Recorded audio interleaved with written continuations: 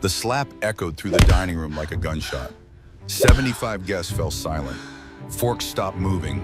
Conversations died How could you mid-sentence. hit her? She Carolyn is Mitchell pregnant. stood I frozen, will make you her pay hand for this, pressed against her Preston. burning cheek. Stay out of this. 7 This months does not pregnant concern with her me. husband's child. And Preston, the man who had promised to love and protect her until death, he watched. He did nothing. Then he looked at his pregnant wife and said 5 words that You're shattered so strong, everything. and I'm so proud Maybe you of should leave. We'll get Not through to this his mistress, together. to Mr. Caroline. Mitchell, did you act alone? But here's what Preston didn't know. How do you respond to His the own fraud sister charges? was watching, and What she about was the about to investors, expose Preston? secrets I can't that believe would we bring finally down got his everyone entire empire. together. What And look at happens this when a sunset. pregnant wife It's discovers her perfect. husband has been lying Just about like more out of than a just an movie. affair? When the betrayal goes deeper than another woman? Stay with me, because this story will remind you that sometimes losing everything is how you finally find yourself. The words sliced through the elegant atmosphere of the Whitmore Country Club dining room like a razor blade through fine silk. Don't you dare sit at this table. Carolyn Mitchell's feet stopped moving as if they had been nailed to the polished hardwood floor. Her right hand moved instinctively, automatically, to the curve of her belly where her daughter had been growing for 7 months now. The navy blue maternity dress she had spent 2 hours selecting that morning suddenly felt like armor that was far too thin for whatever battle was about to begin. She had tried on 6 different dresses before settling on this one. Standing in front of the full-length mirror in her bedroom, turning this way and that, asking herself if she looked elegant enough, sophisticated enough, Mitchell enough. Preston had not been home to offer an opinion. Preston had not been home most evenings lately, but she had pushed that thought away and focused on finding the perfect dress for the annual charity gala. Now she stood frozen in the middle of the Whitmore Country Club dining room, and the dress meant nothing at all. The woman who had spoken those words was sitting in Caroline's chair, the chair at the Mitchell family table where Caroline had sat for 5 consecutive years of charity galas and holiday dinners and Sunday brunches. The chair that was supposed to be hers by right of marriage, by right of the child she was carrying, by right of everything she had given up to become a Mitchell wife. A stranger was sitting in that chair. A stranger with dark hair cascading over bare shoulders and a red dress cut so low it left little to the imagination. A stranger whose hand rested possessively on Preston Mitchell's arm as if she belonged there, as if she had always belonged there, as if Caroline was the intruder. The Whitmore Country Club annual charity gala attracted 75 of the city's most prominent families each spring. Crystal chandeliers the size of small automobiles hung from ceilings, painted with pastoral scenes of fox hunts in English gardens. White tablecloths made from Egyptian cotton draped tables set with sterling silver that had been polished until each fork and knife and spoon gleamed like a mirror. The gentle clink of champagne flutes and the murmur of polite conversation filled the air with the sound of money and privilege and carefully maintained appearances. Carolyn had spent weeks preparing for this evening. She had coordinated with the event planners to ensure the Mitchell family table had the best centerpiece. She had confirmed the seating arrangements 3 times. She had memorized the names of every major donor so she could make appropriate small talk and reflect well on her husband and his family. None of that preparation had included finding another woman in her seat. Preston. Carolyn was proud of how steady her voice sounded. Professional, controlled. The voice she had used in countless marketing presentations before she gave up her career to focus on being the perfect Mitchell wife. I think there's been some kind of mistake with the seating arrangements. Someone is in my chair. Her husband did not stand up to greet her. In 5 years of marriage, Preston had always stood when she entered a room. He had always pulled out her chair. He had always placed his hand on the small of her back and introduced her to everyone with obvious pride. My wife, Caroline. Isn't she beautiful? I'm the luckiest man in the world. Tonight he remained seated. His hand remained exactly where it was, resting on the bare shoulder of the woman in red. His eyes met Caroline's for perhaps 2 seconds before sliding away as if she were a stranger asking for directions to the restroom. Vivian is joining us tonight. His voice was casual, dismissive, as if this single sentence explained everything. As if Caroline should simply accept that another woman had taken her place and adjust accordingly. Vivian. The stranger had a name now. Caroline filed it away in the part of her brain that was still functioning analytically while the rest of her struggled to understand what was happening. Vivian, a pretty name for a pretty woman who was sitting in Caroline's seat with her hand on Caroline's husband. The baby kicked, sharp and sudden, as if the child could sense her mother's distress even from within the womb. Caroline pressed her palm more firmly against her belly, trying to soothe her daughter, trying to soothe herself, trying to find some solid ground in a world that had suddenly tilted sideways. "I don't understand." The words came out smaller than she intended. More confused, more vulnerable. "This is the family table. I've sat here for every event since Preston and I got married. I confirmed the seating arrangement myself 3 days ago." Eleanor Mitchell watched the scene unfold from her position across the table. Preston's mother was 61 years old and had never worked a single day of her life, yet she somehow managed to look perpetually exhausted by the effort of existing among people she considered beneath her. Her silver hair was arranged in an elaborate chignon that had probably taken a professional stylist 2 hours to create. Her gray silk dress probably cost more than Caroline's parents had paid for their first car. Her gray eyes assessed Caroline with an expression that held no warmth, no sympathy, no acknowledgement that her pregnant daughter-in-law was being publicly humiliated. Richard Mitchell sat at the head of the table, his hands wrapped around a glass of scotch that was not his first of the evening. Preston's father had founded Mitchell Industries 40 years ago and had supposedly retired a decade ago, but everyone knew he still controlled the major decisions from behind the scenes. He shifted uncomfortably in his chair, his eyes darting between his son and his daughter-in-law, but he said nothing. He never said anything when it mattered. Caroline had learned that early in her marriage. Richard Mitchell had strong opinions about business and politics and the proper way to age whiskey. He had no opinions whatsoever about family conflicts. When things became uncomfortable, he simply retreated into his glass and waited for someone else to handle the unpleasantness. The silence at the Mitchell family table stretched and stretched like a rubber band pulled too far. Everyone at the table knew it would snap eventually. They were simply waiting to see who would break first and how badly the breaking would hurt. Carolyn made a decision. She would not create a scene. She would not give these people the satisfaction of watching her fall apart in public. She would find another chair, get through this dinner somehow, and demand a private explanation from Preston afterward. There had to be an explanation. There was always an explanation for things that seemed impossible. She spotted an empty chair at the far end of the long table, the seat usually reserved for junior executives who needed to be present but not prominent. The seat for people who were tolerated but not truly welcomed. Not the seat for the wife of the Mitchell heir. Not the seat for the mother of the next generation. She took a step toward that empty chair. Vivian stood up. The movement was sudden and violent, her chair scraping against the polished floor with a sound that made several nearby guests turn their heads. Her eyes locked onto Caroline with an intensity that was almost predatory, like a cat that had spotted a mouse and was preparing to pounce. "I said, don't you dare sit at this table. Are you deaf as well as stupid?" The slap came without any warning whatsoever. Open palm connecting with Caroline's cheek at full force. The sound cracked through the elegant dining room like a gunshot, like a thunderclap, like the breaking of something that could never be put back together. The impact snapped Caroline's head violently to the side. Pain bloomed hot and immediate across her face, radiating from her cheekbone to her jaw to her temple. She stumbled backward, her expensive heels catching on the edge of a carpet she had helped select for this very room 3 years ago. Her hand flew to her burning face. Her other hand wrapped protectively around her pregnant belly, shielding her daughter from a threat she had never imagined facing. 75 people fell absolutely silent. Forks stopped moving toward mouths. Conversations died mid-sentence. The gentle clink of champagne glasses ceased entirely, as if someone had pressed a mute button on the entire room.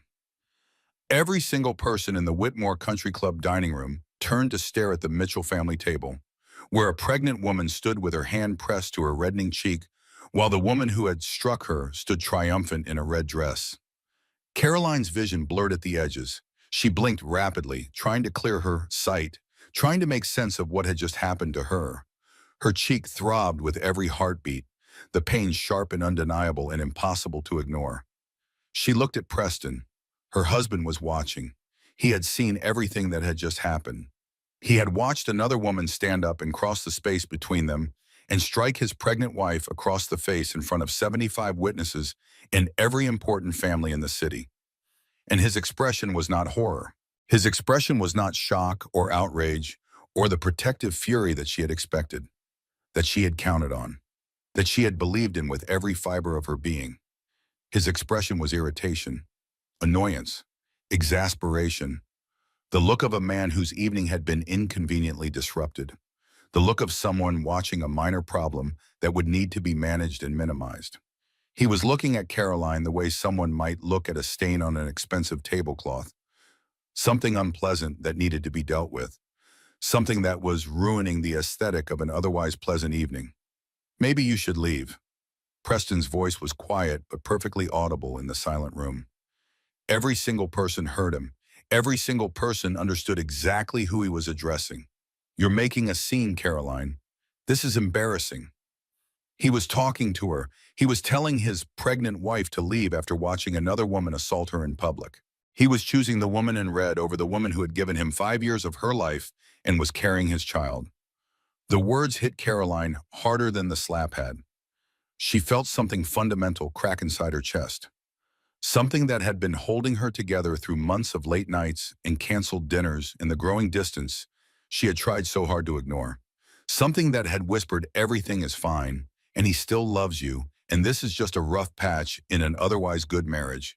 That something shattered into 1,000 pieces and fell away, leaving nothing but empty space where her certainty used to be.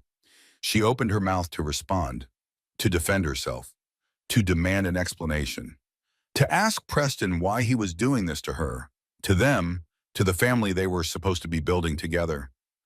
Nothing came out, just silence, just the ragged sound of her own breathing, just the frantic beating of her heart, and the distant murmur of 75 witnesses who would remember this moment forever, who would tell this story at dinner parties for years to come, who would always remember the night Carolyn Mitchell was publicly humiliated at the annual charity gala. Her cheek throbbed in time with her pulse. Her face felt swollen and hot beneath her trembling hand. The baby kicked again and beat her harder this time, more insistent, as if trying to communicate something important, as if trying to remind her mother that there was still someone who needed her, that there was still a reason to stay standing, that there was still something worth fighting for. Caroline took one step backward, then another. Her heels felt unsteady beneath her. The elegant dining room seemed to spin slowly around her head, all those crystal chandeliers and painted ceilings, and judging eyes creating a kaleidoscope of humiliation. She turned toward the door, toward escape, toward anywhere that was not here, anywhere that was not this room full of people who had watched her life collapse and done nothing to help. That was when she heard another chair scrape back against the floor. Loud, deliberate, purposeful, the sound of someone standing with intention. Carolyn's first terrible thought was that Vivian was coming to hit her again. She braced herself for another blow, her shoulders tensing, her hand tightening protectively over her belly. But the person who had stood was not Vivian. The person who had stood was sitting at the far end of the Mitchell family table, in the corner, in the seat reserved for family members who were present but not celebrated. The seat for black sheep and disappointments and people the family wished would simply fade into the background. Brooke Mitchell rose to her full height, which was not particularly impressive. At 24 years old and barely 5'4", Preston's younger sister did not cut an imposing figure. She wore her dark hair cropped short when her mother preferred it long and elegant. She dressed in all black when the family dress code called for pastels and soft colors. She had dropped out of Yale Law School 8 months ago, abandoning the carefully planned career path her parents had designed for her since childhood. The Mitchell family considered Brooke a disappointment, a rebel without a cause, a problem child who refused to conform to expectations no matter how many privileges were offered or threatened to be withdrawn. Caroline had barely exchanged more than pleasantries with her sister-in-law in 5 years of marriage. They had nothing in common. They moved in different circles, held different values, wanted different things from life. Caroline had been too busy trying to become the perfect Mitchell wife to spend much time wondering why Brooke had walked away from everything their family represented. But Brooke was standing now, and the expression on her face was something Caroline had never seen before. Pure, undiluted fury. The kind of anger that burns so hot it becomes cold. The kind of rage that speaks quietly because it does not need to shout. Brooke Mitchell stood in the elegant dining room of the Whitmore Country Club, surrounded by 75 of the city's most prominent families, and she looked at her brother with an expression that could have melted steel. Caroline realized she had stopped breathing. She forced herself to draw air into her lungs, forced herself to stay standing, forced herself to wait and see what would happen next in this nightmare that had somehow become her life. The dining room remained absolutely silent. Not a single person moved or spoke or even seemed to breathe. They were all watching, all waiting, all sensing that something significant was about to happen. Brooke took a step forward, then another, then another. She was walking toward the center of the table, toward Preston, toward the woman named Vivian, who still stood with her hand raised as if she might strike again at any moment. She was walking with purpose, with intention, with the determination of someone who had made a decision and would not be swayed from it. Carolyn watched her sister-in-law approach, her hand still pressed to her throbbing cheek, her other hand still wrapped around her belly. She did not know what was about to happen. She did not know if things were about to get better or worse. She only knew that for the first time since the slap, she was not facing this moment alone. Brooke Mitchell crossed the dining room with steps that echoed in the absolute silence.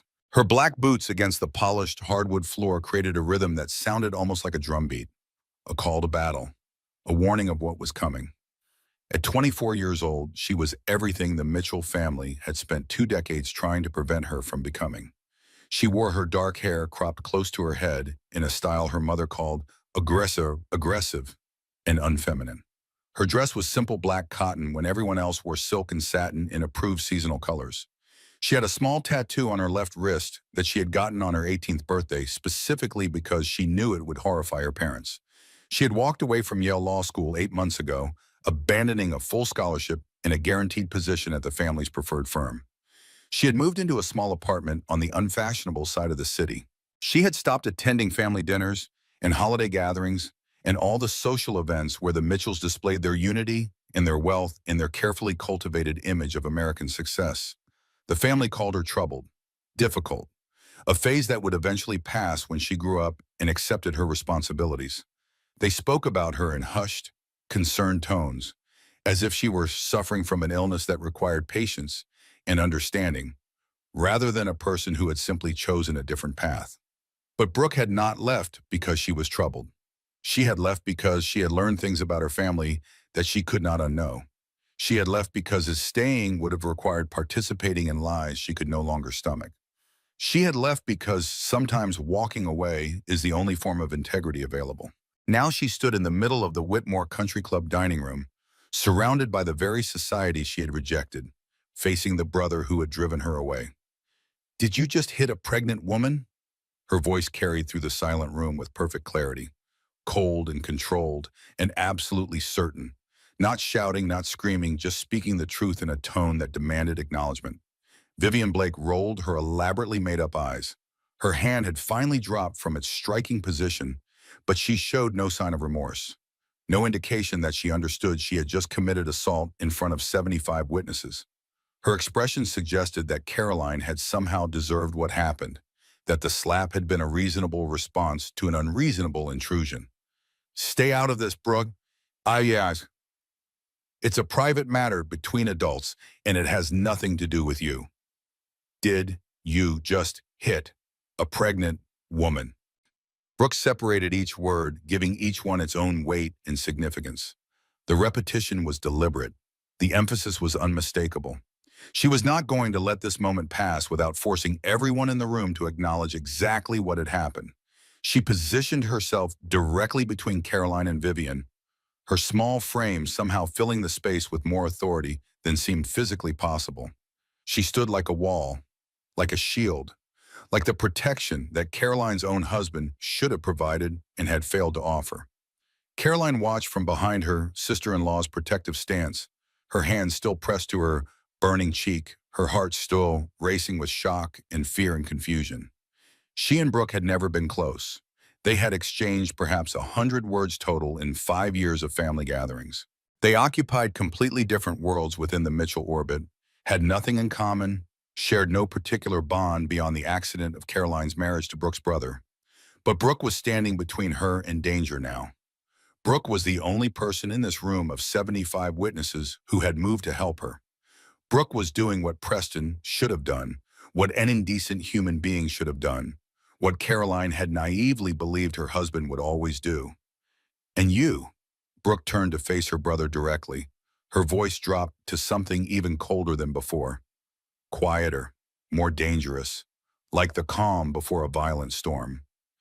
You sat there, you watched your mistress stand up and walk across this room and assault your pregnant wife in front of our entire family, in front of 75 of the most prominent people in this city, in front of everyone who has known you since you were in diapers.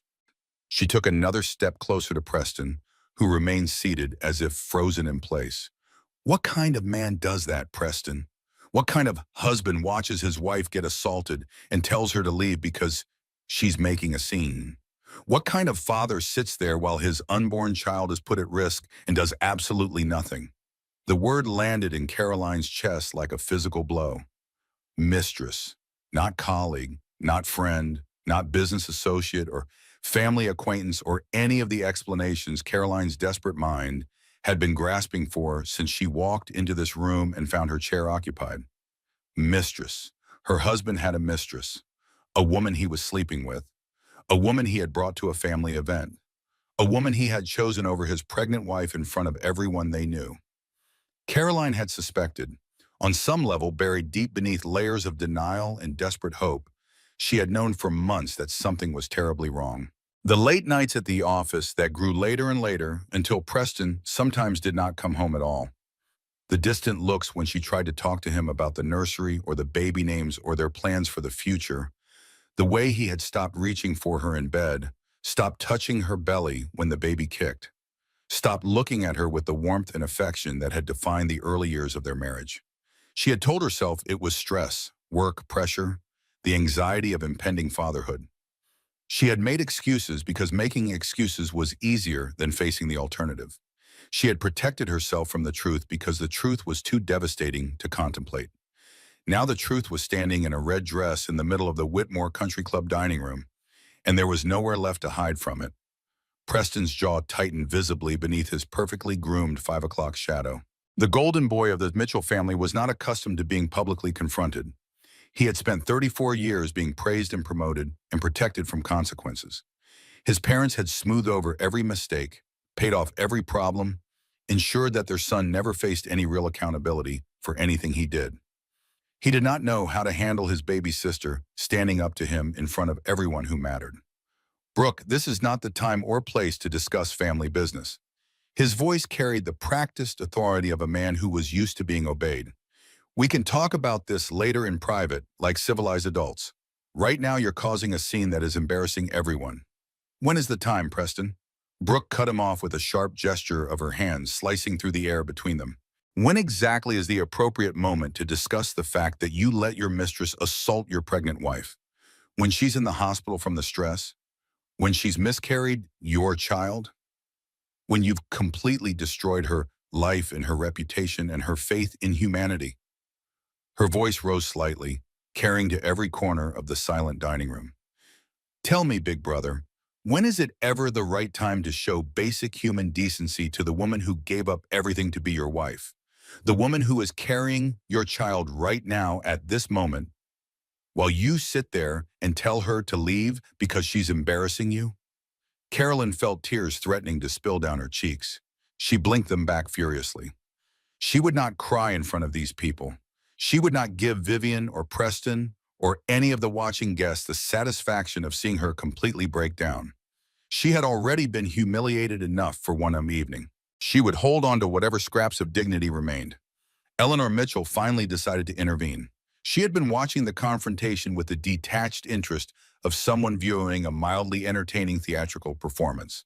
Now she straightened in her chair and spoke with the cultured voice that had been honed by decades of high society events. Brooke, please, this is neither the time nor the place for family theatrics. You are making a spectacle of yourself and of all of us. Let's discuss this matter privately, as a family without providing entertainment for everyone in attendance.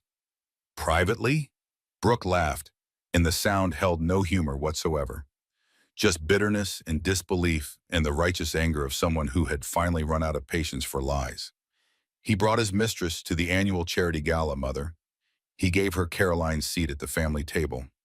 He sat there and watched while she slapped his pregnant wife across the face. There is no handling this privately anymore. That ship has not just sailed, it has sunk to the bottom of the ocean and taken any hope of discretion with it. She gestured around at the frozen crowd of guests, all of whom were watching with undisguised fascination. At least a dozen people in this room have already recorded what happened on their phones. By tomorrow morning, this will be on every social media platform and news site in the country. The only question now is what we choose to do about it, what we choose to stand for, what we choose to accept as a family. Richard Mitchell cleared his throat from his position at the head of the table. His face had gone pale beneath his country club tan, and his hands were wrapped so tightly around his glass of scotch that Caroline wondered if the crystal might shatter. Let's everyone just take a breath and calm down. I'm sure there's a reasonable explanation for all of this unpleasantness. We're all adults here. We can discuss things rationally without resorting to accusations and dramatics. I am being calm, Father. Brooke's voice was steady as tempered steel. I am being extraordinarily calm considering what I just witnessed. If I were not being calm, I would be on the phone right now with every police officer and journalist I know. I would be making absolutely certain that the full story of what happened tonight is told accurately and completely. I would be ensuring that Preston and his mistress face real consequences for what they've done. The threat hung in the air like a sword suspended by a thread. Everyone understood exactly what was at stake. Mitchell Industries stock prices, which were sensitive to any hint of scandal. The company's carefully cultivated reputation for integrity and family values. The charity donations and social connections and business relationships that depended on the Mitchell family being seen as pillars of the community. Brooke was holding all of it hostage with nothing but words and the willingness to speak them. Preston's face had drained of color. Carolyn watched him calculate the potential fallout in real time, his mind clearly racing through scenarios and damage control strategies. Not concerned about her, not worried about their marriage or the child she was carrying or the woman he had promised to love and protect until death parted them. He was calculating the damage to his image, to his portfolio, to his position in the world. That calculation told Caroline more about her husband than 5 years of marriage ever had. Fine. Preston stood finally, adjusting his tailored suit jacket with hands that were not quite steady. I'll take Caroline home. We can discuss all of this privately as a family without the entire city watching and listening. No. Brooke stepped directly into her brother's path, blocking him from approaching his wife. She was nearly a foot shorter than him and probably weighed half as much. But in that moment, she might as well have been an immovable wall. You don't get to touch her. You don't get to talk to her. You don't get to suddenly pretend to be the concerned husband cleaning up someone else's mess when you are the one who created this disaster in the first place. She turned to Caroline. Her voice transformed completely in that moment, shifting from steel to something warm and gentle and unexpectedly compassionate. Like a completely different person was speaking through her. Come on, I'm going to take you somewhere safe. Somewhere away from all of this. Somewhere you can breathe and think without anyone trying to manipulate you or explain away what you just experienced. Carolyn hesitated. Her cheeks still throbbed with every heartbeat. Her belly felt impossibly heavy. The baby was kicking constantly now, agitated and restless, sensing her mother's emotional turmoil. She looked at Preston one final time, searching his familiar face for something, anything, a glimmer of the man she had fallen in love with. A shadow of the husband who had held her through difficult nights and danced with her in the kitchen and wept with joy when she told him she was pregnant. He would not meet her eyes. He stared at a point somewhere above her left shoulder, his jaw tight, his expression carefully blank. He looked like a man who had been caught and was already planning his defense, not sorry for what he had done, just sorry that he had been exposed. Okay.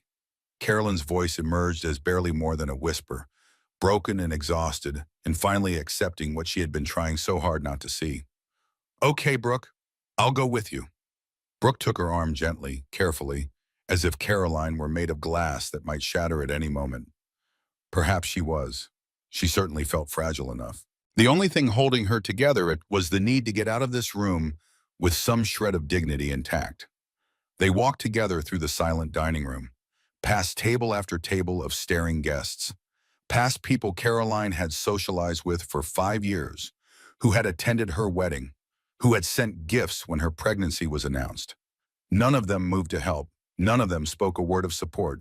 They simply watched, phones in hand, recording the most humiliating moment of Caroline's life for their own entertainment. As they neared the door, Caroline heard Vivian's voice ring out across the room, loud and clear and deliberately pitched to Carrie. Finally, now maybe we can actually enjoy our evening without all the pathetic drama. Carolyn's step faltered. She felt Brooke's grip tighten on her arm, supportive, steadying, a reminder that she did not have to face this alone. She did not look back. She could not look back. Because if she turned around now, she might see everything she had believed in crumbling to dust. The marriage, the family, the future she had been building for 5 years and carrying inside her for 7 months. She was not ready to face that devastation directly. Not yet. Not while she could still feel Vivian's handprint burning on her cheek. The night air outside the country club hit her face like cool water. Spring in this part of the country was always uncertain, caught between the dying cold of winter and the approaching warmth of summer. Carolyn breathed deeply, filling her lungs with air that did not carry the weight of 75 watching eyes. Brooke guided her toward a small silver sedan parked at the far end of the lot. Not the kind of car the Mitchell family typically drove. Not flashy or expensive or designed to announce wealth and status. Just practical, reliable, real.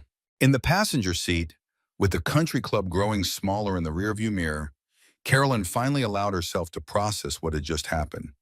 She pressed her hand against her burning cheek, then moved it to her belly where the baby was still kicking restlessly, then back to her cheek, checking and rechecking, trying to convince herself that both sensations were real, that this nightmare was actually happening, that her husband had truly just watched another woman assault her and told her to leave. I didn't imagine it. The words came out cracked and raw, torn from somewhere deep inside her chest. Everyone saw what happened. He chose her, in front of everyone, in front of his whole family, in front of me. Brooke's hands tightened on the steering wheel, her knuckles going white with restrained emotion. No, you didn't imagine any of it. And I need you to hear something very clearly right now, Caroline. None of this is your fault.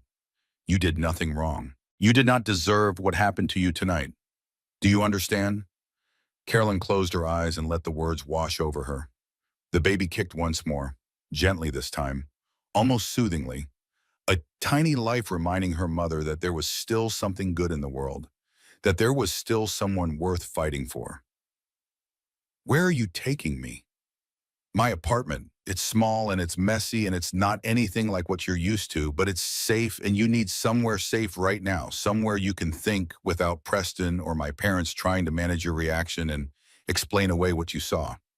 Carolyn opened her eyes and looked at this woman she barely knew, this sister-in-law she had written off as troubled and difficult and unable to fit into the Mitchell mold. This person who had stood up for her when no one else would. Perhaps being unable to fit the mold was not a flaw at all. Perhaps it was the only thing that had given Brooke the courage to speak the truth. There's more, isn't there?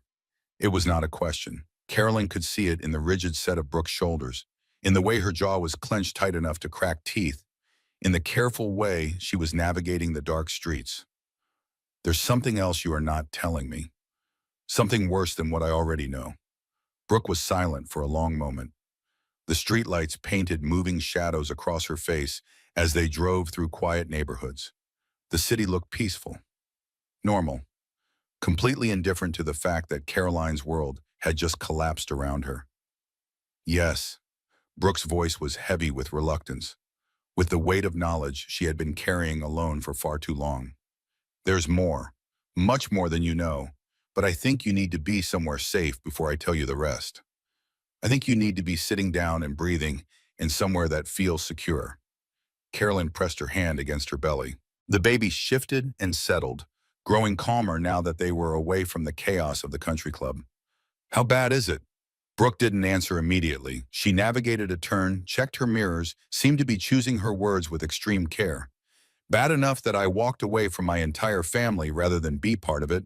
Bad enough that I haven't been able to look at my brother without feeling sick for 8 months. Bad enough that what you saw tonight is only the surface of something much deeper and much uglier. Carolyn closed her eyes again. The burning in her cheek had faded to a dull throb, but something else was growing in its place. A cold sensation spreading through her chest, a premonition that the worst was not behind her. It was only just beginning. Brooke's apartment occupied the third floor of a converted warehouse on the unfashionable side of the city. The neighborhood was home to artists who could not afford gallery representation, graduate students surviving on ramen and hope, and young professionals who had not yet climbed high enough to escape to better addresses. The complete opposite of the manicured suburbs where Caroline had spent her married life.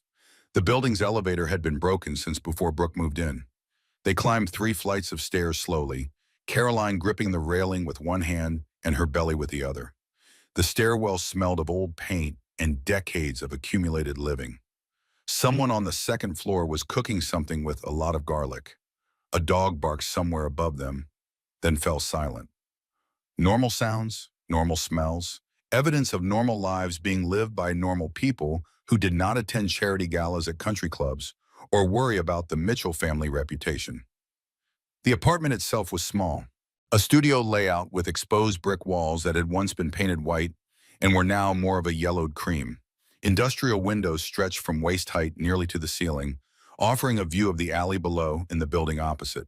The furniture was sparse and mismatched. A couch that had definitely been rescued from a thrift store. A coffee table with water rings from years of cups and glasses. A kitchen that barely deserved the name, tucked into one corner with a refrigerator that hummed loudly and a stove that looked like it predated Caroline's birth. Books were everywhere, stacked on every available surface, piled in corners, lined up on shelves that sagged under their weight. Law textbooks that Brooke had apparently never returned to Yale when she dropped out. Novels in every genre. Magazines and newspapers accumulating in towers that threatened to topple. A life documented in words and pages. And yet somehow, impossibly, the cluttered space felt safer to Carolyn than the townhouse where she had lived for 5 years. Safer than the Mitchell family estate with its 40 acres and its antique furniture and its atmosphere of carefully maintained lies. Safer than anywhere she had been in months.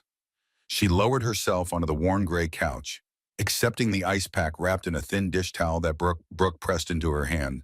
The cold was a shock against her swollen cheek, but it helped. Something concrete to focus on. Something physical to counter the emotional devastation threatening to overwhelm her.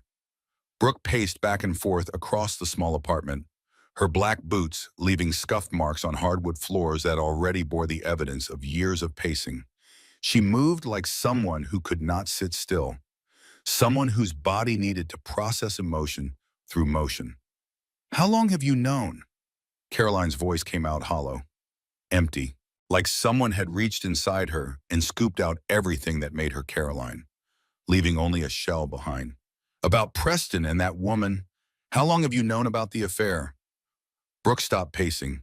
She stood by one of the industrial windows, her reflection ghost-like in the dark glass. Outside, the city's lights glittered like scattered stars, beautiful and distant and completely indifferent to human suffering. "About Vivian specifically? 6 months?" She turned to face Carolyn, and there were tears forming in her eyes. Real tears. Raw emotion breaking through the controlled exterior she had maintained at the country club. "That's why I stopped coming to family dinners. That's why I dropped out of law school. I couldn't sit at that table anymore and watch him lie to your face week after week. I couldn't pretend everything was fine when I knew what he was doing behind your back." 6 months. Caroline did the math automatically, her marketing executive brain still functioning even as the rest of her fell apart. 6 months ago, she had announced her pregnancy at the Mitchell family Easter brunch. Preston had stood beside her with his arm around her waist, beaming like the proudest expectant father in the world. He had talked about how excited he was to start a family, how much he loved Carolyn, how this baby was the fulfillment of all their dreams. 6 months ago, while she was shopping for maternity clothes and researching cribs and dreaming about their future together, her husband had already been sleeping with another woman. The ice pack slipped in her suddenly nerveless fingers. She caught it before it fell and pressed it harder against her cheek, using the cold to ground herself in reality. You dropped out of law school because of this? Because of Preston's affair? It wasn't just the affair. Brooke resumed her pacing, but slower now, more deliberate, like someone approaching a difficult topic from multiple angles. The affair was just the final confirmation of everything I had been suspecting. The proof that my brother was not who I thought he was, not who any of us thought he was.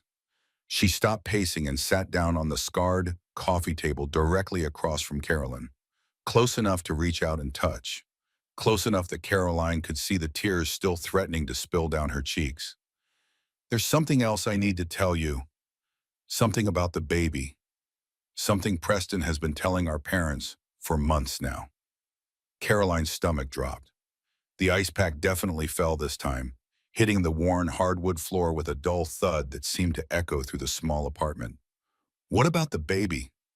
Brooke took Caroline's free hand, held it tightly between both of her own.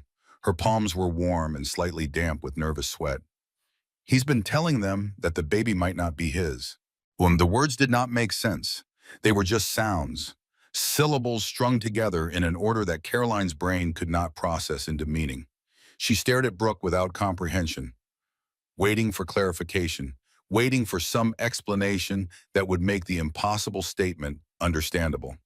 He's been telling our parents for months that you had an affair, Brooke continued, her voice gentle but relentless. That the child you're carrying had belonged to someone else, that you trapped him, that you betrayed him. Carolyn felt all the blood drain from her face. The room tilted dangerously. She gripped the arm of the couch with one hand and Brooke's fingers with the other, anchoring herself against a world that had suddenly lost all stability. That's why my mother has been so cold to you lately. That's why my father can barely look at you. That's why you stopped getting invited to luncheons and shopping trips and family gatherings. Preston has been poisoning them against you for 6 months, dripping lies into their ears week after week until they believed every word. But that's not true. Caroline's voice came out as a whisper, broken and confused and desperate for understanding. I never had an affair. I never even thought about anyone else. I've been completely faithful to Preston since the day we met. I know. Brooke squeezed her hand tighter. I believe you completely. But Preston's version has been building for half a year now. He's been so convincing, so detailed, so certain. By the time you announced the pregnancy, he had already laid the groundwork. Everyone in the family already suspected something was wrong. The announcement just confirmed what they thought they knew. Memory flooded through Caroline like a river breaking through a dam. Small moments that had confused her at the time suddenly clicked into devastating clarity. Eleanor's comment at the 4th of July barbecue. Are you quite certain about the due date, dear? The strange emphasis she had placed on the word certain. The way her cold had dropped to Caroline's growing belly with something that looked almost like contempt. Richard's awkward silences whenever the pregnancy came up in conversation. His reluctance to discuss baby names or nursery themes or any of the grandfather topics that should have excited him. The invitations that had simply stopped arriving. The phone calls that went unreturned. The subtle but unmistakable cooling of every relationship Caroline had built within the Mitchell family over 5 years. They all thought she had cheated. They all believed her child might not be a Mitchell. They had been looking at her with suspicion and judgment for months while she walked around oblivious, attributing their coldness to normal family dynamics and her own oversensitivity. I was with him every single day. Carolyn pulled her hand free from Brooke's grasp and grabbed her phone from her purse with trembling fingers. When this baby was conceived, I was with Preston every single day. We were on our anniversary trip to Napa, the vineyard we go to every year. We spent an entire week together. I never left his side for more than a few hours. She pulled up her calendar app with shaking hands, scrolled back through months of entries, found the week in question, and held the screen toward Brooke. Look at these dates, June 7th through June 14th. We drove up together.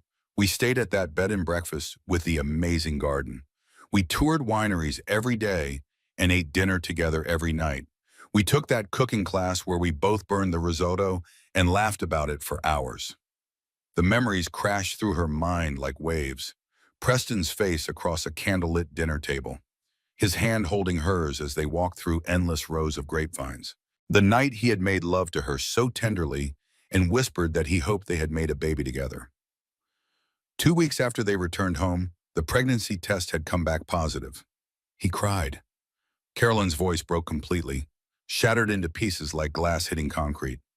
When I showed him the positive test, he actually cried. He dropped to his knees and pressed his face against my belly and promised he would be the best father in the world. He called his parents that same night to share the news. He was so happy. She was sobbing now, ugly, racking sobs that shook her whole body and made the baby kick in distress, tears streaming down her face and dripping onto her maternity dress. How could he do this? How could he stand there and cry and tell me he loved me while he was already sleeping with someone else, while he was already telling his parents that our baby might not be his? Brooke moved from the coffee table to the couch, putting her arm around Caroline's shaking shoulders. She did not offer empty comfort or meaningless reassurances. She just held on while Caroline fell apart. I don't have all the answers, Brooke said quietly. I've been asking myself the same questions for 8 months. How could he become this person? When did it start? Was he always capable of this kind of cruelty, and I just never saw it? She paused, seeming to steel herself for what came next. But there's one more thing you need to know. One piece of the puzzle that might help explain why all of this happened. Why now? Why you? Carolyn raised her tear-streaked face. Her eyes were swollen and red. Her cheeks still throbbed beneath the forgotten ice pack. But she needed to hear whatever came next. She needed to understand. Vivian can't have children. The words hung in the air of the cramped apartment. Another impossible statement. Another piece of information that made no sense. She had some kind of medical issue when she was younger. Surgery with complications. Something that damaged her reproductive system permanently. Brooke's voice was gentle but relentless. She found out about a year ago that she will never be able to get pregnant, never be able to carry a child, never be able to give Preston the heir that our parents have been pressuring him about since he turned 30. Carolyn stared at her sister-in-law as the pieces clicked together in her mind. A puzzle she had not known she was solving suddenly revealed its complete and horrifying picture. She can't have his children, Carolyn said slowly, each word falling like a stone into still water. So she decided that I shouldn't either. Yes. She wants my baby to not exist, at least not as a Mitchell. Yes. And Preston is helping her. He's been helping her for months, building a story that makes me the villain so that when our child is born, everyone will already doubt that she's really his. Yes. Carolyn stood up from the couch. She needed to move. She needed to breathe. She needed to do something, anything, other than sit still and feel her entire world dissolve around her. She found herself in Brooke's tiny bathroom without remembering the walk there. The space was barely larger than a closet, a pedestal sink with rust stains around the drain, a toilet with a seat that did not quite fit properly, a shower stall with a curtain that needed replacing and grout that needed cleaning. Nothing like the spa bathroom in the townhouse where she had spent 5 years of her life. Nothing like the marble and chrome and heated floors she had grown accustomed to as Preston Mitchell's wife. But at least it was real. At least it was honest about what it was. Carolyn lowered herself to the cold tile floor, her back pressed against the wall. Her knees drew up as far as her pregnant belly would allow. The tiles were white with gray veining, probably meant to look like marble, but falling far short. She counted them. 27, 28, 29, 30. The baby kicked inside her. Still there, still alive, still completely dependent on Caroline to protect her from the chaos unfolding in the world outside this tiny bathroom. I didn't deserve this, Caroline whispered to herself, to her daughter, to the empty room that held no judgment and offered no comfort. I didn't do anything wrong. I loved him. I trusted him. I gave him everything. She pressed both hands against her belly, felt the warmth of her daughter through the fabric of her dress, felt the small movements as the baby shifted and settled, calmed by her mother's touch. But I promise you something, little one. I promise I am going to get us out of this. I don't know how yet. I don't know what happens next, but I promise you that I will figure it out. I will protect you, whatever it takes, whatever it might be. I will not let them take you from me. She sat on the cold bathroom floor for a long time, counting tiles, breathing slowly and deliberately, letting the tears fall without trying to stop them. 27, 28, 29. When she finally emerged, her face was blotchy and her eyes were swollen nearly shut with crying. But something had shifted inside her. Some small flame had ignited in the absolute darkness. Not hope exactly, not yet, but perhaps the possibility of hope. The knowledge that she had survived the truth, even if barely, and survival meant the possibility of what came next. Brooke was waiting with a cup of hot tea and a soft blanket that smelled like lavender. She did not ask questions or offer platitudes. She simply handed over the tea and wrapped the blanket around Caroline's shoulders and sat down beside her on the worn gray couch. "You can stay here as long as you need," Brooke said quietly. "I know it's not anything like what you're used to." The couch pulls out into a bed that's actually pretty comfortable. The hot water works most of the time. The heat is inconsistent. But it's safe here, and I'm not going anywhere. Carolyn wrapped her cold fingers around the warm ceramic mug, accepted the comfort of the blanket, leaned back against the cushions that were lumpy but somehow perfectly suited to her exhausted body. "Why are you helping me?" she asked. "I mean, thank you. I'm grateful beyond words. But I don't understand. He's your brother. They're your family. Why risk everything to help someone you barely know?" Brooke settled into the far corner of the couch, pulling her knees up to her chest. In that moment, she looked very young, very lost, very different from the fierce defender who had confronted Preston at the country club. Because being born a Mitchell doesn't mean I have to become a monster like my brother. Because I watched him transform into someone I don't recognize anymore, and I refuse to follow him down that path. She paused, choosing her next words carefully. And because 8 months ago, I found something, evidence of something much bigger than just an affair. Something that made me realize this whole situation was going to end very badly for someone, and that someone wasn't going to be Preston. Caroline set down her tea. "What did you find?" Brooke shook her head slowly. "Not tonight. Tonight you need to rest. You need to let your body recover from the shock. You need to let your mind process what you've learned." She met Caroline's eyes with a steady, determined gaze. "Tomorrow, or whenever you're ready, I'll show you everything. But for now, just know this, you're not alone anymore. And whatever happens next, whatever Preston tries to do, you're going to have someone in your corner, someone who believes you, someone who will help you fight." Carolyn nodded. The exhaustion hit her all at once, like a wave crashing over her head. 7 months pregnant, publicly humiliated, physically assaulted, emotionally devastated by betrayal she was only beginning to understand.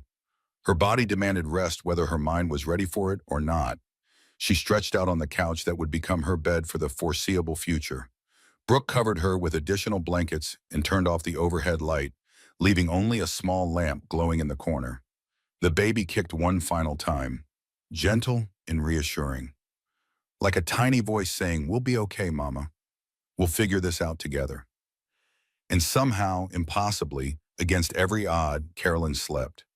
3 days passed in a blur of tears and tea and staring at walls that had nothing to offer but silence. Caroline moved through them like a ghost haunting Brooke's small apartment. She slept when her body demanded sleep, which was often. She ate when Brooke reminded her that the baby needed nutrition, even if Caroline had no appetite. She showered and changed clothes and performed all the basic functions of being alive without feeling alive at all. Her phone had accumulated hundreds of messages.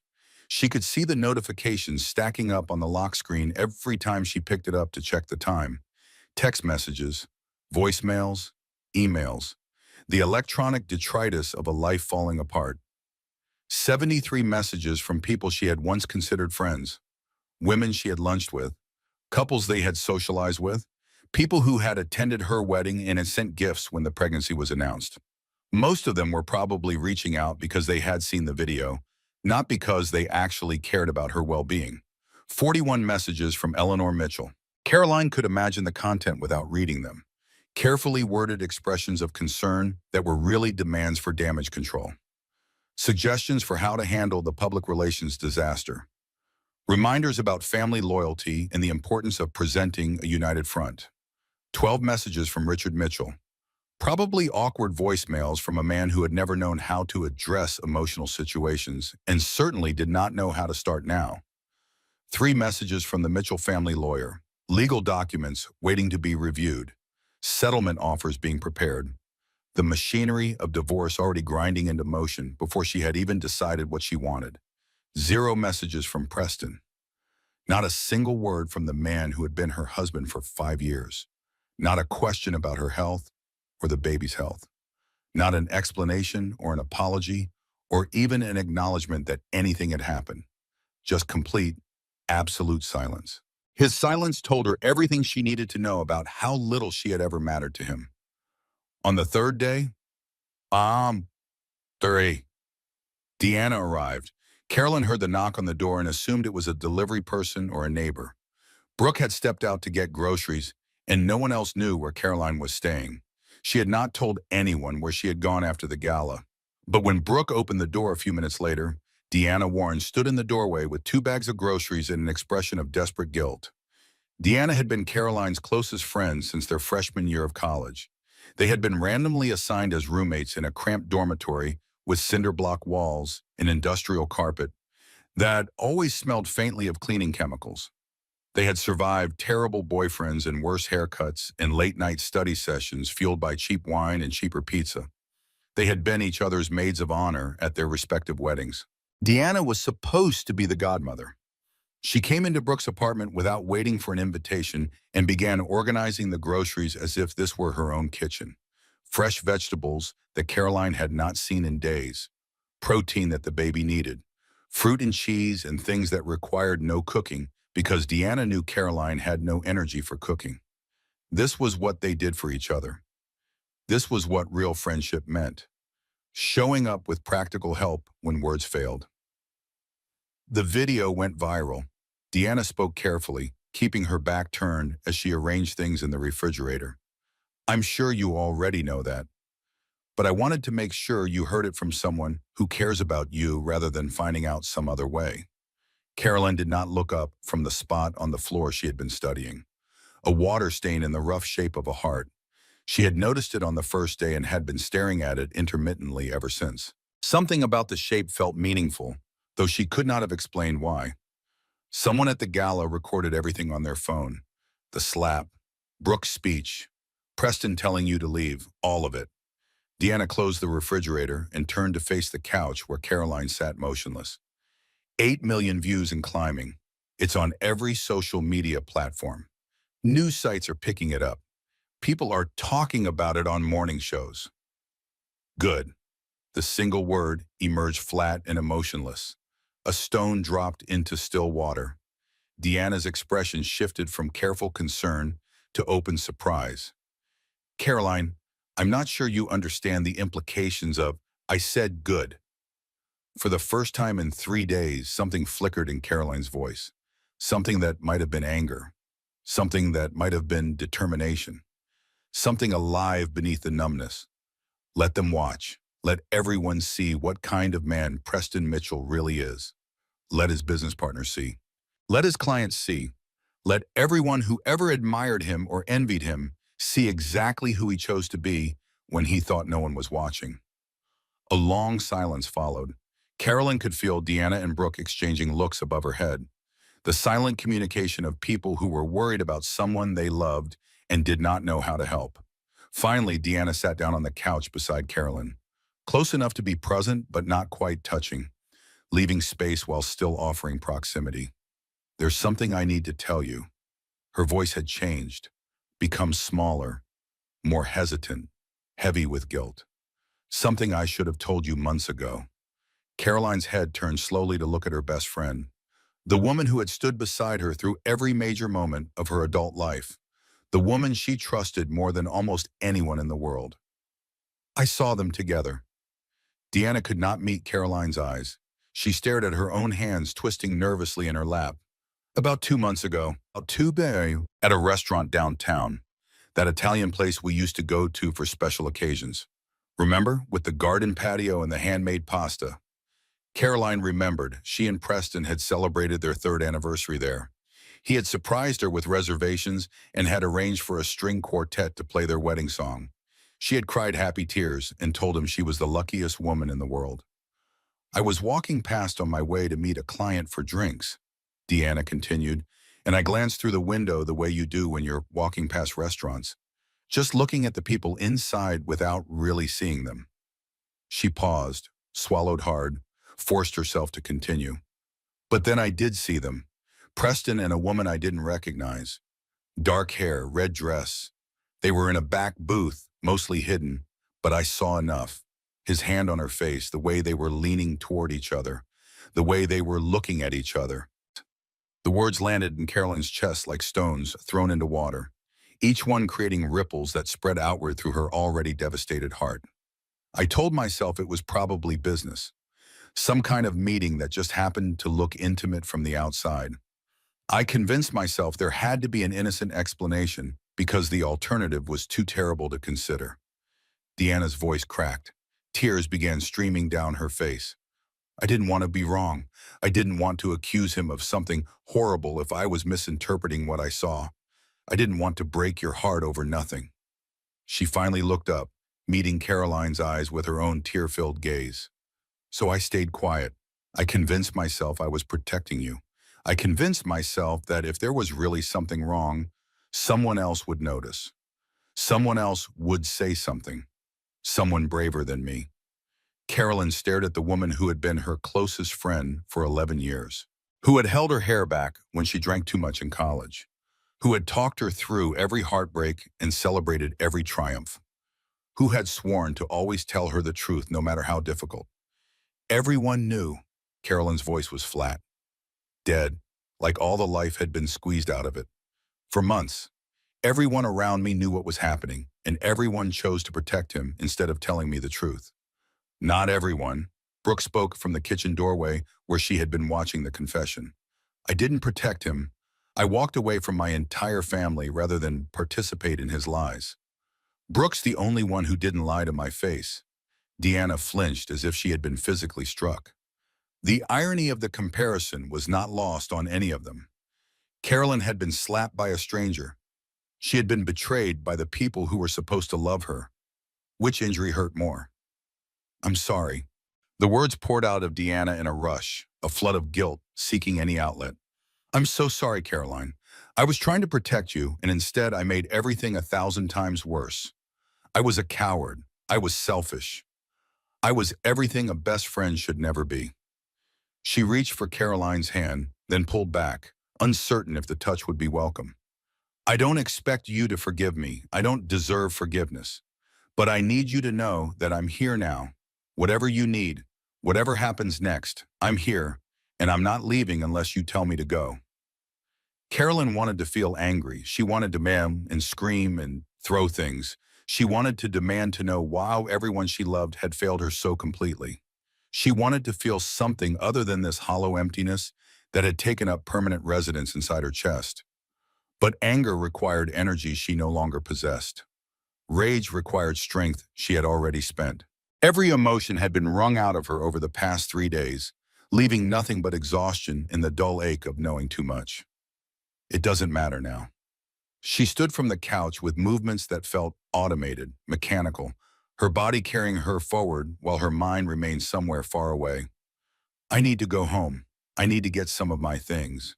Clothes for more than 3 days, my medical records, the things I'll need. I'll drive you, Brooke offered immediately. You shouldn't be alone when you go back there. No, Carolyn's voice was firm despite its wariness. I need to do this by myself. I need to face that house without anyone there to catch me if I fall apart. I need to know that I can. She did not wait for arguments or offers of help or expressions of concern. She took her keys from the small table where Brooke had placed them 3 nights ago and walked out into a world that looked exactly the same as it always had. The sun was shining through gaps and scattered clouds. Cars drove past on streets she had traveled 100 times. People walked dogs and pushed strollers and went about their ordinary lives as if nothing had changed. Nothing had changed for them. Everything had changed for her. The townhouse was 15 minutes away by car. Preston had bought it as a wedding present 5 years ago. A gesture so generous that Caroline had cried when she first saw it. A home that was hers, he had said. A place where they would build their life together. A symbol of his commitment to their future. Now she understood what it really was. A cage with beautiful bars. A way to keep her close and controlled and dependent. A gift designed to make her feel grateful and obligated and unable to ever leave. She pulled into the driveway and sat in the car for a long moment, staring at the front door she had walked through thousands of times. The house looked the same as always. Red brick and white trim and flowers she had planted in the beds by the front porch. Nothing to indicate that the life in need had been built on lies. Inside, the house smelled the same. Clean and expensive, with undertones of the vanilla candles she liked because they reminded her of her grandmother's kitchen back in Ohio. The air was still, silent, waiting. She walked through the living room where they had celebrated anniversaries and hosted dinner parties and watched movies cuddled together on the couch. Through the kitchen where she had made breakfast every Sunday morning while he read the newspaper and occasionally looked up to smile at her. Up the stairs past the gallery wall of framed photographs documenting their life together. Their wedding day, both of them smiling so widely it hurt to look at. Their honeymoon in Italy, standing in front of the Colosseum with their arms around each other. The vacation to Paris where he had surprised her with a romantic dinner at the top of the Eiffel Tower. All those frozen moments of happiness, all those memories now poisoned by the knowledge of what he was, what he had been doing, what he had been planning all along. The nursery door was closed at the end of the upstairs hallway. Carolyn stood in front of it for a long time. Her hand rested on the knob. The metal was cool against her palm. She could feel her heart beating in her chest faster than it should be. Whatever was behind this door would hurt. She knew that, but she had to face it. She had to say goodbye to the future she had been building before she could start constructing whatever came next. She pushed the door open. The room was exactly as she had left it, pale yellow walls that seemed to glow in the afternoon light streaming through sheer curtains. The color she and Preston had chosen together because it was cheerful without being overwhelming, suitable for any baby regardless of gender. The crib against one wall, assembled by Preston one Sunday afternoon while she sat in the rocking chair and read the instructions aloud. They had laughed when he put a support bar on upside down and had to disassemble half the thing to fix it. She had told him he was already a wonderful father, and he had kissed her forehead and promised to never let her down. The mobile above the crib, hand-painted with stars and moons and tiny clouds. She had found it in a small shop in Vermont during a weekend trip and had known immediately it was perfect. Something unique for their unique baby. Carolyn crossed the room on heavy feet and picked up a tiny onesie from the changing table. White cotton with yellow ducks printed on the fabric. So small it seemed impossible that a real human being could ever fit inside it. She held the onesie against her chest and let herself remember everything. The night they decided to start trying for a baby. The months of hoping and waiting and disappointment. The morning she finally saw 2 pink lines on the pregnancy test and screamed so loudly Preston came running from downstairs thinking something was wrong. The look on his face when she showed him the test. The tears in his eyes.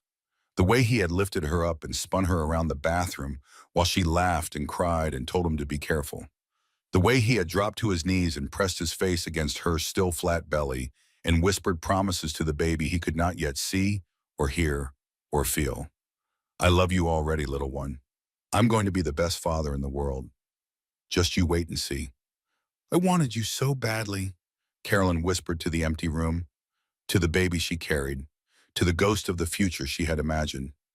I thought we both did. I thought we were building something beautiful together. Something real. Something that would last. Her phone buzzed in her pocket, jarring her out of the memory. She pulled it out with hands that trembled slightly. The name on the screen made her chest tighten painfully. Preston. Not a phone call, a text message. The first direct communication from her husband since the night of the gala. She opened it with fingers that felt numb. "We need to talk about the house. My lawyers will be in touch." That was it. That was all. 11 words after 5 years of marriage. No apology, no explanation, no acknowledgement of the baby she was carrying or the life they had supposedly been building together. "My lawyers will be in touch." Caroline read the message 3 times. Then she took a screenshot. Then she deleted the screenshot. Then she took another one. The endless loop of someone trying to believe what they were seeing, trying to accept that this cold clinical message was real. That the man who had once held her through nightmares and danced with her in this very kitchen had become someone who communicated only through legal intermediaries. She sat down heavily in the rocking chair she had dreamed of using for midnight feedings. The chair creaked gently as she settled into it. The motion was soothing in a way that made her want to crave more. "I gave him 5 years of my life," she thought. "I gave up my career. I gave up my independence. I gave up my friends and my hobbies and everything that made me who I used to be. I'm carrying his child. And in return, I get a text message about lawyers." Her phone buzzed again. Another message from another Mitchell-adjacent lawyer. "Mrs. Mitchell, we need to schedule a meeting to discuss the division of assets and custody arrangements. Please contact my office at your earliest convenience." Division of assets, custody arrangements, the language of dissolution, the vocabulary of endings. Carolyn deleted the message, then recovered it from her deleted folder, then deleted it again. She stayed in the rocking chair until the sun set and the nursery filled with shadows. The stars on the mobile caught the last light of evening and seemed to glow faintly, like distant promises of something she no longer believed in. When she finally stood, her legs ached from sitting too long. Her back protested the movement. 7 months pregnant and spending hours in a chair designed for feeding babies, not wallowing in grief. She gathered the things she had come for: clothes from her closet, toiletries from the bathroom, her medical records from the home office, the emergency cash she kept hidden in places Preston would never think to look. She did not take the wedding photos from her nightstand. She did not take the jewelry from the box in her closet. She did not take anything that connected her to the woman she had been.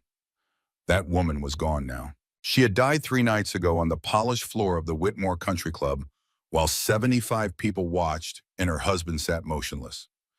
Whoever came next would need to start from nothing. 1 week after the gala, Caroline received a summons that could not be ignored.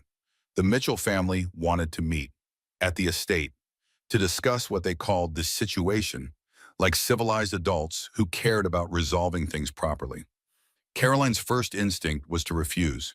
She had spent the past 7 days hiding in Brooke's apartment, watching viral videos of her humiliation accumulate millions of views, trying to find solid ground in a life that had collapsed into quicksand. The last thing she wanted was to face the people who had believed her husband's lies for months and treated her with contempt based on nothing but his word. But then Brooke texted her a simple message: "Come. You need to hear this. I'll be there." The Mitchell estate occupied 40 acres of prime land outside the city. The property had been in the family for 3 generations, accumulated acre by acre, as the Mitchell fortune grew from regional success to national prominence. The main house sat at the end of a long driveway lined with oak trees that had been old when the first Mitchell bought the land. Carolyn remembered every detail of her first visit to this place. She had been 24 years old and so desperately in love that she could barely think straight.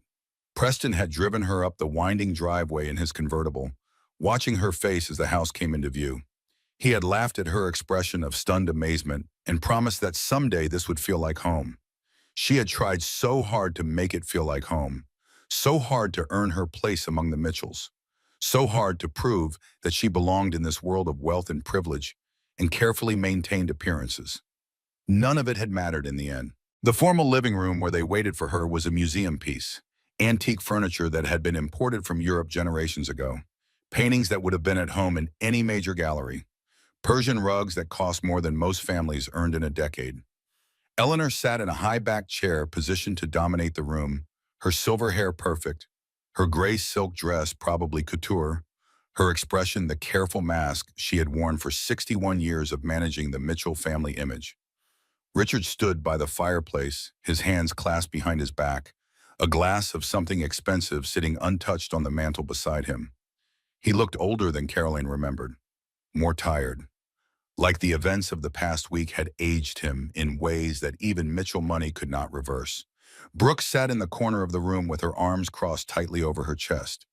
A century, a witness, a reminder that not everyone in this family had abandoned Caroline to face this alone. Preston was conspicuously absent. Of course he was. He had sent his parents to handle the unpleasant business while he remained safely elsewhere. Please sit down. Eleanor gestured to a chair positioned directly across from her own. Her voice carried the cool authority of someone accustomed to being obeyed. We have matters to discuss, and I prefer to conduct this conversation civilly. Carolyn lowered herself into the indicated chair. Her hand rested on the curve of her belly, where the baby shifted and kicked, perhaps sensing her mother's tension. The child was active today, more active than usual, as if preparing for battle. We've discussed this situation extensively. Eleanor's gray eyes held no warmth or sympathy, only calculation. Richard and I have consulted with our attorneys. We've examined the options, and we believe it's best for all parties involved if you accept a quiet settlement.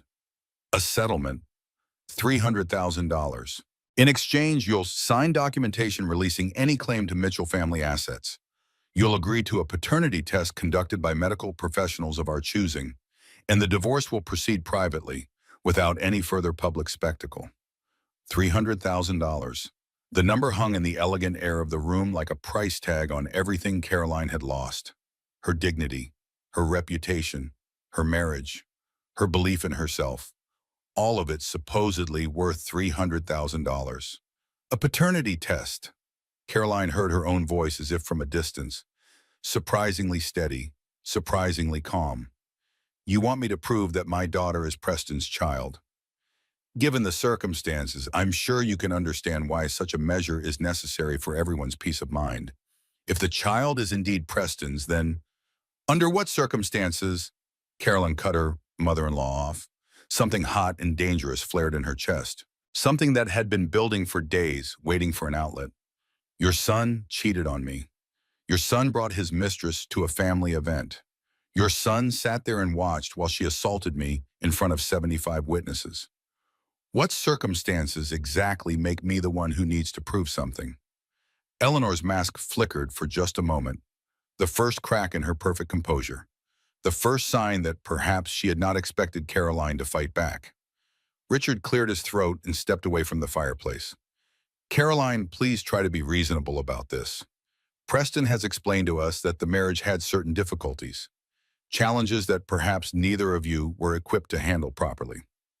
Difficulties he created, challenges that only exist because he chose betrayal over honesty. Regardless of how we arrived at this point, the publicity is causing serious damage to our company.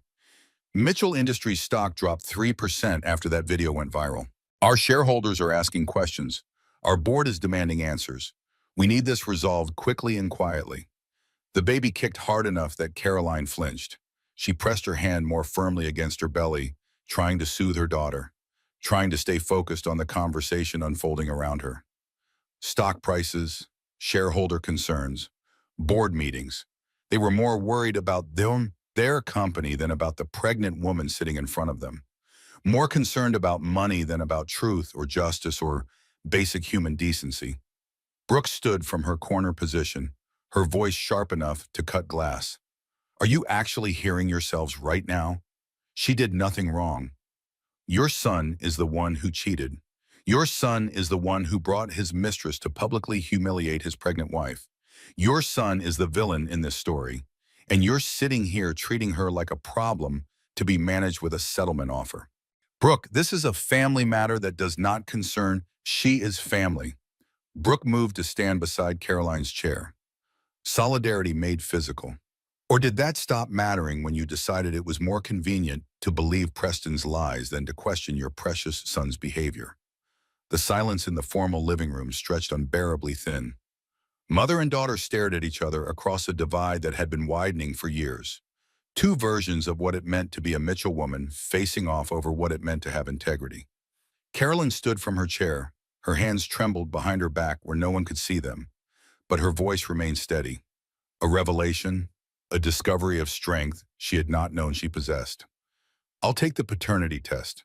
Today. right now if you can arrange it. And when the results prove what everyone with any common sense already knows, I expect a real settlement, not $300,000. Not whatever number your lawyers calculated to make this problem disappear quietly. She stepped closer to Eleanor, close enough to see the carefully concealed lines around her eyes, close enough to smell her expensive perfume. I want half of everything Preston owns, half of the trusts, half of the investments, half of every asset he has accumulated during our marriage while I was supporting his career and hosting his parties and building his image as a respectable family man. Richard's face went pale. Eleanor's jaw tightened visibly beneath her perfect makeup. You don't want this to go public any more than I do. Caroline's voice was quiet now, controlled. The voice of someone who had nothing left to lose and knew it gave her power. But I will make it public if you force me to. I will tell everyone everything. Every lie, every betrayal, every piece of evidence I can gather. Unless you give me what I deserve. Unless you treat me with a basic respect that I am owed as the mother of your grandchild. Eleanor's carefully maintained composure finally cracked completely. You're delusional if you think you'll ever get... Watch me. Carolyn turned and walked out of the formal living room. Her legs felt unsteady, but she forced them to carry her forward. Her spine remained straight, her head remained high. She would not give them the satisfaction of seeing her falter. Behind her, she heard Brooks saying something sharp and pointed to their mother. The words were muffled by the thick walls, but the tone was unmistakable. Another family argument erupting in the wake of her departure. She made it to her borrowed car before the shaking overtook her completely. Her hands gripped the steering wheel so tightly her knuckles went white. Her breath came in shallow gasps. The confrontation had taken everything out of her, leaving nothing but exhaustion and the lingering adrenaline of standing up for herself. The Mitchell estate spread before her through the windshield. 40 acres of manicured grounds. The house she had tried so hard to belong to. The family that had never truly accepted her and never would. She sat in the driver's seat for 17 minutes without moving. She knew because she watched the dashboard clock mark each one. 17 minutes of staring at everything she had lost. Everything she had never really had. Everything she had been foolish enough to believe was hers. In those 17 minutes, a transformation completed itself. The old Caroline died. The woman who bent and compromised and accommodated. The woman who gave pieces of herself away until there was almost nothing left. The woman who believed love meant sacrificing everything for people who sacrificed nothing in return. That woman was gone.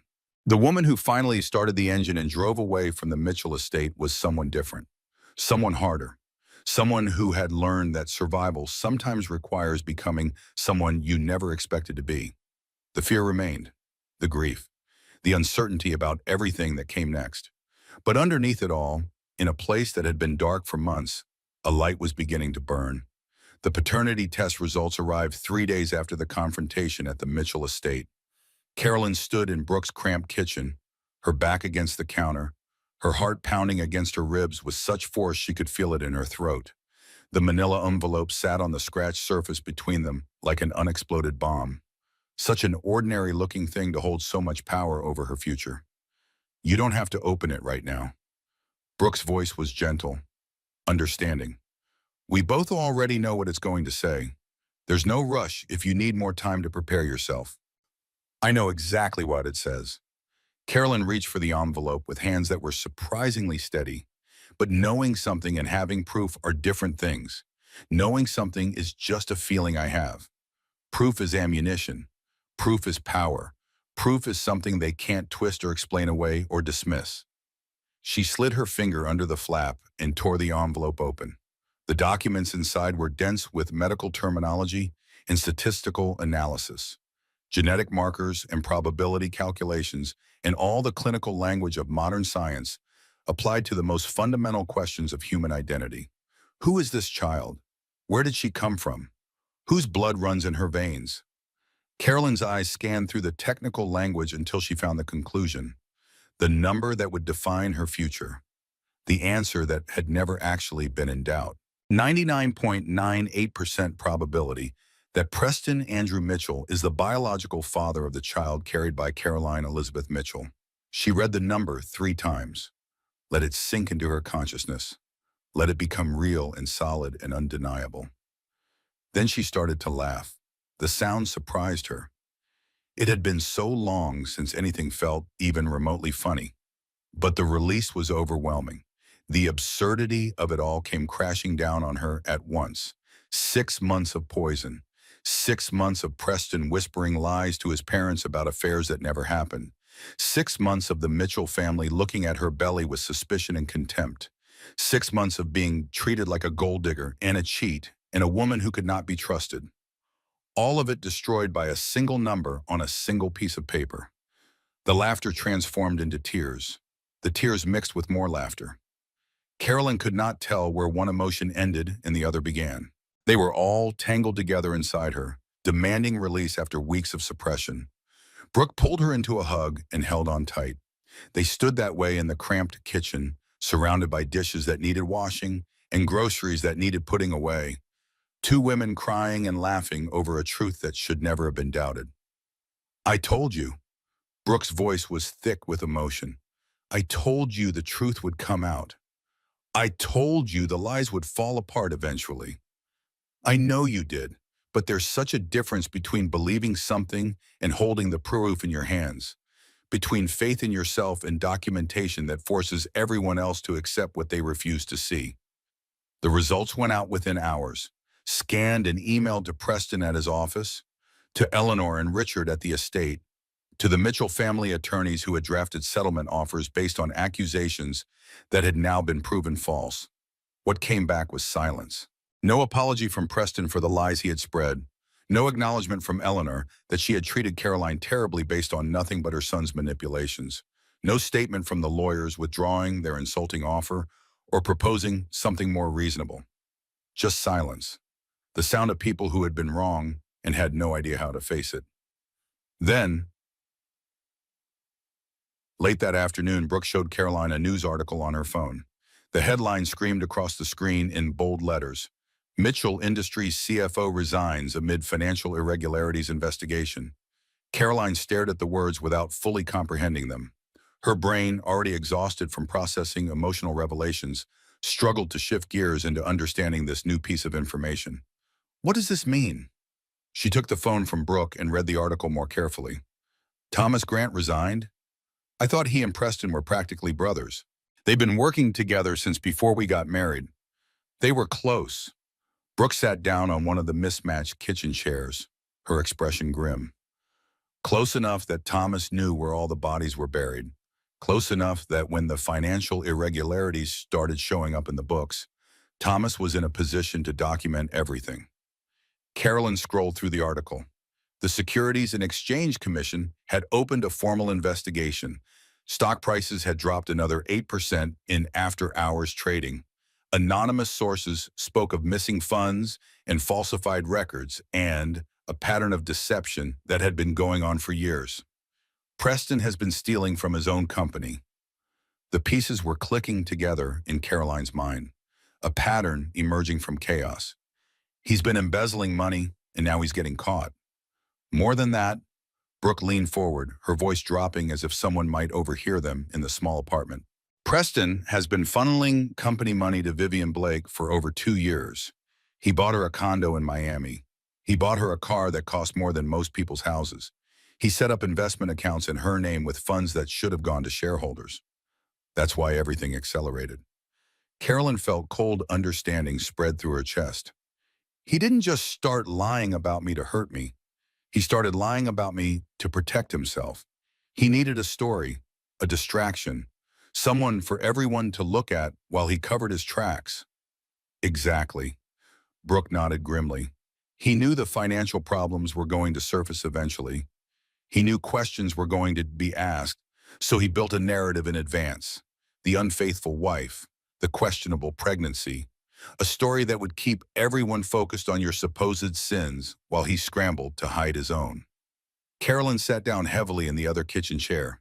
The baby kicked inside her, strong and insistent, as if demanding attention and demanding acknowledgement. I was never the problem, she said slowly. I was the distraction, the smokescreen. He manufactured a villain so that when his crimes came out, everyone would already be looking at me instead of at him. Yes. Her phone rang, startling both of them. An unknown number displayed on the screen. Carolyn answered without thinking, too overwhelmed to remember caution. Mrs. Mitchell? The voice was professional, female, carrying the crisp authority of someone who dealt in facts and evidence and legal consequences. This is Detective Sarah Rhodes with the Federal Financial Crimes Unit. I'm calling because we need to ask you some questions about your husband's business practices. Carolyn looked at Brooke across the small kitchen. Something shifted in her chest. The fear was still present. The overwhelming sense of being caught in something much larger and more dangerous than a simple divorce. But underneath the fear, something else was taking root. Something that felt like the first green shoots of hope breaking through barren ground. I'd be happy to help, Detective. What would you like to know? She spent the next 2 hours on the phone answering questions about Preston's schedule and contacts and casual comments he might have made about work. She did not know much. He had always kept her carefully separated from the business side of his life, treating her more like an accessory than a partner. But what little she knew, she shared freely, without hesitation, without any remaining loyalty to the man who had shown her no loyalty at all. When the call finally ended, she set down her phone and looked at Brooke. This is going to get much worse before it gets better, isn't it? Probably. Brooke's expression was sympathetic but honest. Federal investigations take time. They're thorough, and Preston is going to fight back with every resource he has, including trying to blame you for things you had nothing to do with. He'll say I was involved. Carolyn could see the strategy clearly now. He'll claim I knew about the financial problems, that I was part of whatever scheme he was running, that I'm just as guilty as he is. Probably. And some people will believe him, at least at first, at least until the evidence proves otherwise. Probably. Carolyn walked to the window of Brooke's apartment and looked out at the city spreading below. Thousands of lights and thousands of windows. Thousands of lives being lived by people who did not know or care about the Mitchell family drama. Then I need to be ready. I need to know everything. Every lie he told, every dollar he stole, every person he hurt. She turned to face Brooke with a new determination burning in her eyes. Will you help me build a case that even the Mitchell family lawyers can't tear apart? Brooke smiled. It was the first genuine smile Carolyn had seen from her since the night of the gala, warm and fierce and full of purpose. I've been waiting for you to ask, and I have something to show you that's going to change everything. 34 weeks pregnant, the baby was growing stronger every day. Caroline was surviving. The investigation was expanding. And then her body decided it had endured enough stress. The pain started during a routine appointment with Dr. Rebecca Shaw. One moment Caroline was sitting on the examination table in a paper gown, answering standard questions about sleep and appetite and fetal movement. The next moment, a sharp twisting agony lanced through her lower back and she doubled over with a whump. Dr. Shaw was at her side instantly, one hand on her shoulder, the other reaching for the blood pressure cuff. Her expression shifted from routine attentiveness to focused concern within seconds. Tell me exactly what you're feeling. Where is the pain? How severe on a scale of 1 to 10? My back, lower back, maybe a 7. Carolyn tried to breathe through the discomfort. It feels like something is wrong. Something is really wrong. The blood pressure reading made Dr. Shaw's frown deepen. She called for a nurse, ordered additional tests, moved with the controlled urgency of someone who recognized danger. Your blood pressure is dangerously elevated. We're seeing signs of preeclampsia. The words were delivered calmly, but their weight was undeniable. I need to admit you to the hospital right now. We need to stabilize your condition before it becomes a threat to you or the baby. But the baby! Carolyn's hands flew to her belly. Panic seized her chest, making the already difficult breathing even harder. She's not ready. It's too early. She needs more time. The baby needs you healthy, and right now your body is under more stress than it can safely handle. If we don't intervene, we could lose you both. The next several hours dissolved into a blur of fluorescent lights and beeping monitors and needles delivering medication through her veins. Caroline lay in a hospital bed surrounded by machines that tracked every vital sign, every fluctuation, every tiny change in her condition or her daughter's. The room was private, at least. The Mitchell name apparently still carried enough weight to ensure that, even if Preston himself had not bothered to arrange it. Small mercies. Carolyn tried calling Deanna. The phone rang 6 times before going to voicemail. She left a message that probably made no sense, her voice shaky and scared. She tried calling Brooke, also voicemail. Brooke had mentioned something about a meeting with her lawyer, something about the documents she had been gathering. Of all the times to be unreachable, she stared at Preston's name in her phone's contact list for a long time. The father of her child. The man who should have been here, holding her hand, telling her everything would be okay. The man who had promised to stand beside her through sickness and health, through better and worse, until death parted them. She did not call him. He would not have come anyway. The night stretched endlessly around her. The monitor beside her bed beeped out its steady rhythm. Her heartbeat, her daughter's heartbeat. 2 lives suspended in uncertainty, connected by blood and love, and the fragile machinery keeping them both stable. At 3:17 in the morning, a nurse appeared in the doorway with a peculiar expression. "Mrs. Mitchell, there's someone here asking to see you. I know it's past visiting hours, but she was quite insistent." Carolyn's first thought was that Brooke had finally checked her messages. Her second thought was hope that Deanna had somehow learned what was happening and rushed over. Eleanor Mitchell stood in the doorway. Preston's mother looked exactly as Carolyn had always seen her. Perfectly dressed in a tailored suit, probably designer, even at 3 in the morning. Not a silver hair out of place. Makeup flawless. But something was different. Something in the set of her shoulders. Something in her eyes that Caroline had never seen before. They stared at each other across the hospital room. The monitors beeped. The IV dripped. Outside in the corridor, a cart rattled past. Then Eleanor crossed the threshold, sat down in the hard plastic chair beside the bed, and took Caroline's hand. "I was wrong." 3 words, simple words. But from Eleanor Mitchell, who had spent 61 years never admitting error, never showing weakness, never acknowledging that her judgment might have been flawed, they might as well have been an earthquake.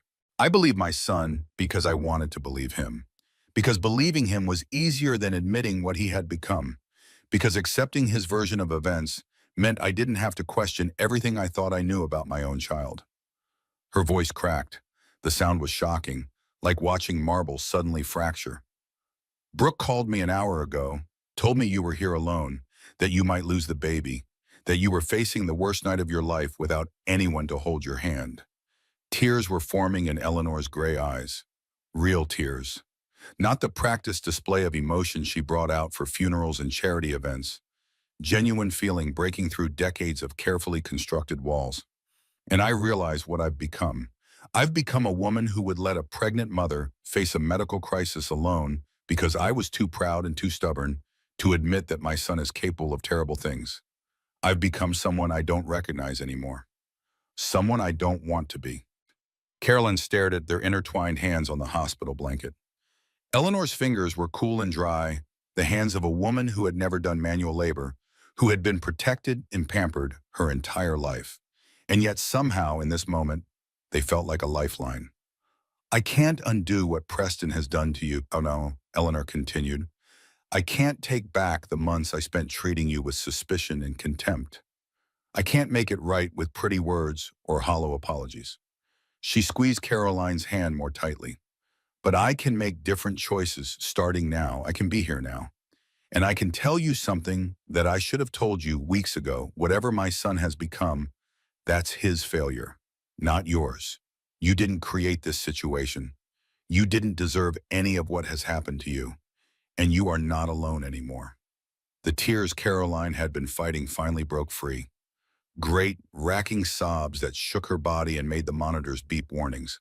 Months of grief and fear and isolation pouring out at once. Eleanor did not let go of her hand.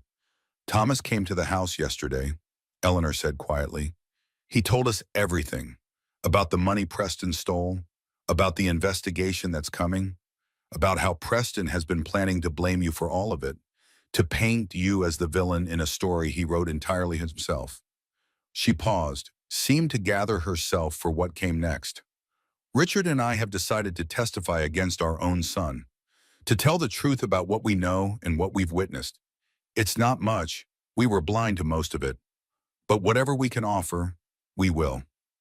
Caroline could not find words. The sobs were too powerful, the release too overwhelming. She simply gripped Eleanor's hand and let herself cry in a way she had not allowed herself to cry since the night of the gala. They sat together as the night slowly surrendered to dawn. Eleanor got ice chips when Caroline needed them, adjusted pillows, spoke to the doctors in her commanding voice when they came to check on their patient. By morning, Caroline's blood pressure had stabilized. The baby remained strong and healthy, apparently undisturbed by her mother's crisis. The doctors were cautiously optimistic about the rest of the pregnancy. She was going to survive this. They both were. And for the first time since the nightmare began, she was not facing it completely alone. 4 days of hospital bed rest eventually gave way to discharge with strict instructions and a collection of medications. The preeclampsia was being managed. The baby continued to grow and kick and prepare for an entrance into the world that was still weeks away. Brooke picked Caroline up from the hospital on a gray Thursday afternoon. The sky was heavy with clouds that could not decide whether to rain or simply threaten. The air smelled of coming change. Instead of driving back to Brooke's apartment, they headed to the outskirts of the city. Industrial neighborhoods gave way to commercial districts, which gave way to the kind of area where people stored things they did not want to look at every day. A self-storage facility sprawled across several acres, surrounded by chain-link fence and dotted with security cameras. Row after row of orange metal doors, each one holding someone's secrets, someone's memories, someone's evidence. "I need to show you something," Brooke said as she parked the car. "Something I've been keeping for 8 months. Something that's going to give you the power to fight back properly." The storage unit was small, 10 feet by 10 feet of concrete floor and metal walls, lit by a single fluorescent tube that flickered occasionally. Brooke had organized the space with the same precision she had once brought to her law school studies. Boxes lined the walls, each one labeled in her neat handwriting. Tax records, bank statements, transfer documentation, investment portfolios. Correspondence. "I told you I worked at Preston's company," Brooke said. She began pulling boxes down from the shelves, arranging them in the center of the small space. "A summer internship in the legal department before my second year at Yale. I was supposed to be learning about corporate law, getting experience that would help my career." She opened the first box, revealing stacks of papers covered in numbers and dates and financial terminology. "I wasn't cut out for corporate law. All those regulations and compliance requirements and endless paperwork. But there was one thing I was very good at." She looked up at Caroline. "I was excellent at noticing when something didn't add up. When numbers that should balance didn't balance.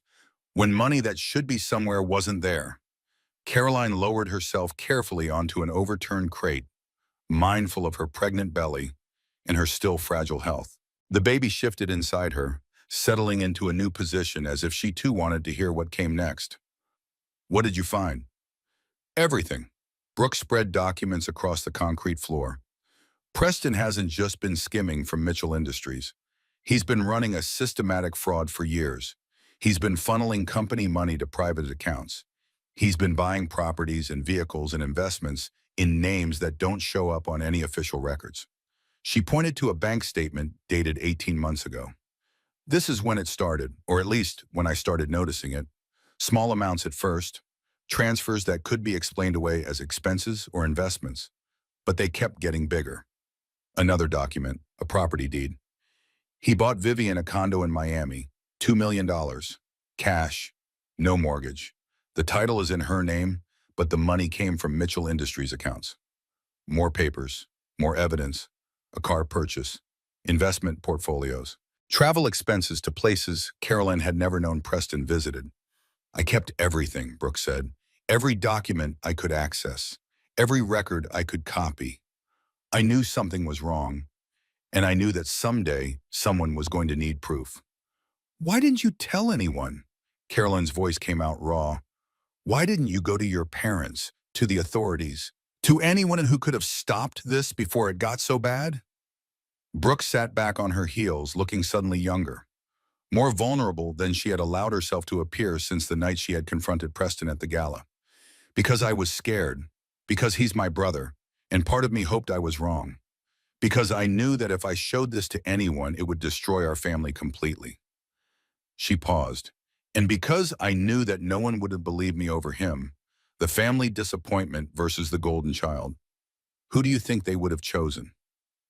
Carolyn reached out and took Brooke's hand. I would have believed you. You didn't even know me. We'd barely exchanged a dozen words in 5 years. I know you now, and I know you're the only person who stood up for me when it mattered, the only person who chose truth over comfort. Brooke squeezed her hand. Then she stood and went to the back of the storage unit, returning with one final box. This is everything the federal investigators need to build their case. Names, dates, account numbers. The complete picture of what Preston has been doing for years. She set the box at Caroline's feet. It's your choice what happens next. This can go to Detective Rhodes and become part of the official investigation. Or it can stay here and never see the light of day. But I think you've earned the right to decide what kind of justice you want. Carolyn looked at the box, such an ordinary thing, cardboard and tape and paper, and yet it held the power to destroy her husband completely. She thought about everything Preston had done, the affair, the laws, the months of poisoning his family against her, the financial crimes that had endangered the company his father built, the way he had tried to erase her and her daughter from the Mitchell story. She thought about Vivian's hand connecting with her face, Preston's cold eyes as he told her to leave, the endless nights of wondering what she had done wrong when the answer was nothing. Give it to the detective, she said, all of it, every single page. Brooke nodded slowly. Are you sure? Once this is out there, there's no calling it back. He'll know it was us. He'll fight back with everything he has. Caroline pressed her hand against her belly. Her daughter kicked in response, strong and certain. He's already taken almost everything from me. My marriage, my faith in the people I loved, my sense of who I am. She met Brooke's eyes with new determination. But he's not taking my daughter's future. He's not taking my truth. And he's not getting away with any of this. Brooke smiled. For the first time since Caroline had known her, the expression reached all the way to her eyes. That's exactly what I was hoping you'd say. 2 weeks after the storage unit revelation, the federal investigation entered its public phase.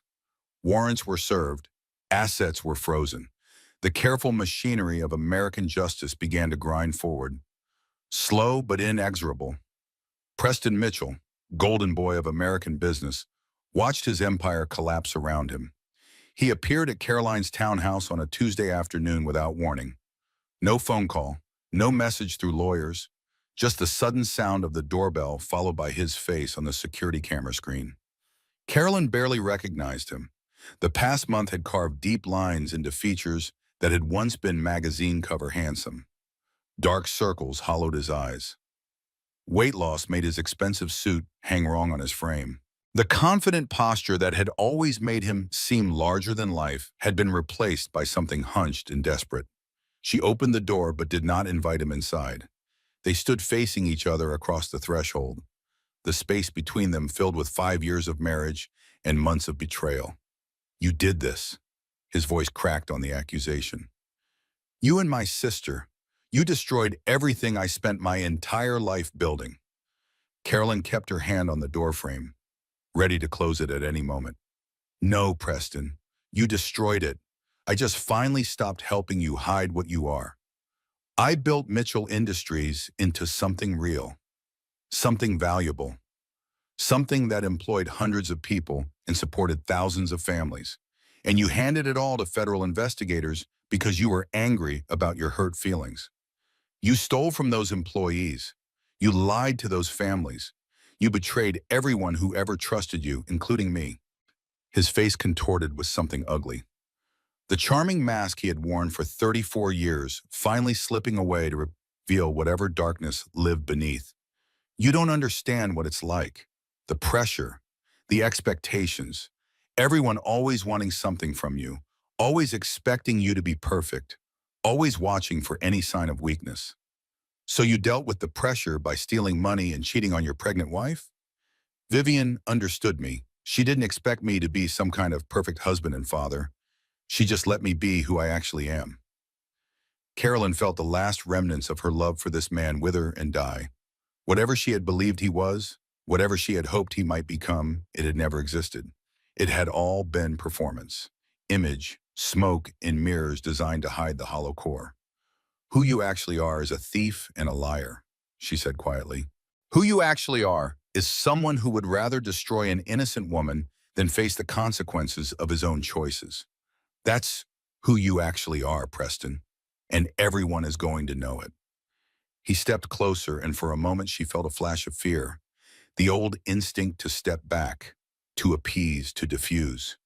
She stood her ground. You think you've won something here? You think this is some kind of victory?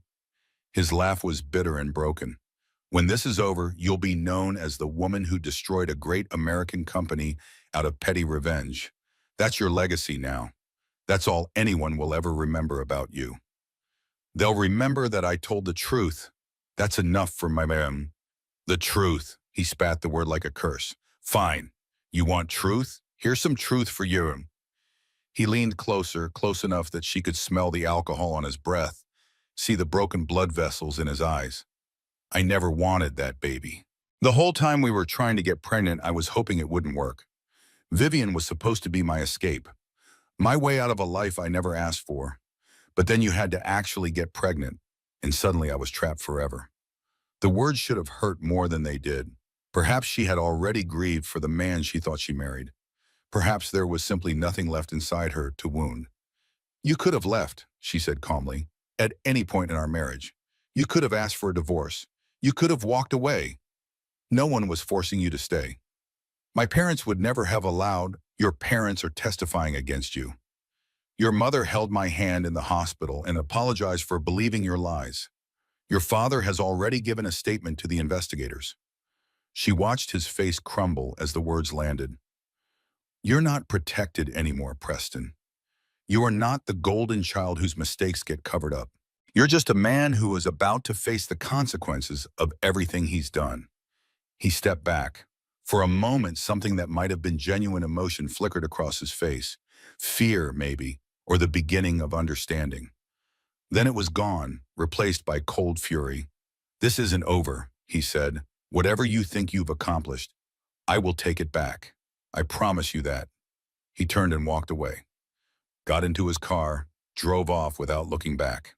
The next morning, Preston Andrew Mitchell was arrested at his office on federal charges of wire fraud, embezzlement, money laundering, and falsifying business records. The footage body aired on every news channel.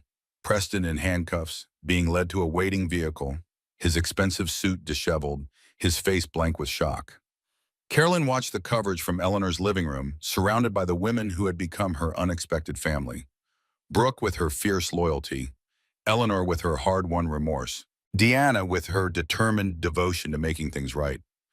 The news anchor's voice narrated the images on screen. Mitchell Industries heir, Preston Mitchell, faces decades in federal prison if convicted on all charges.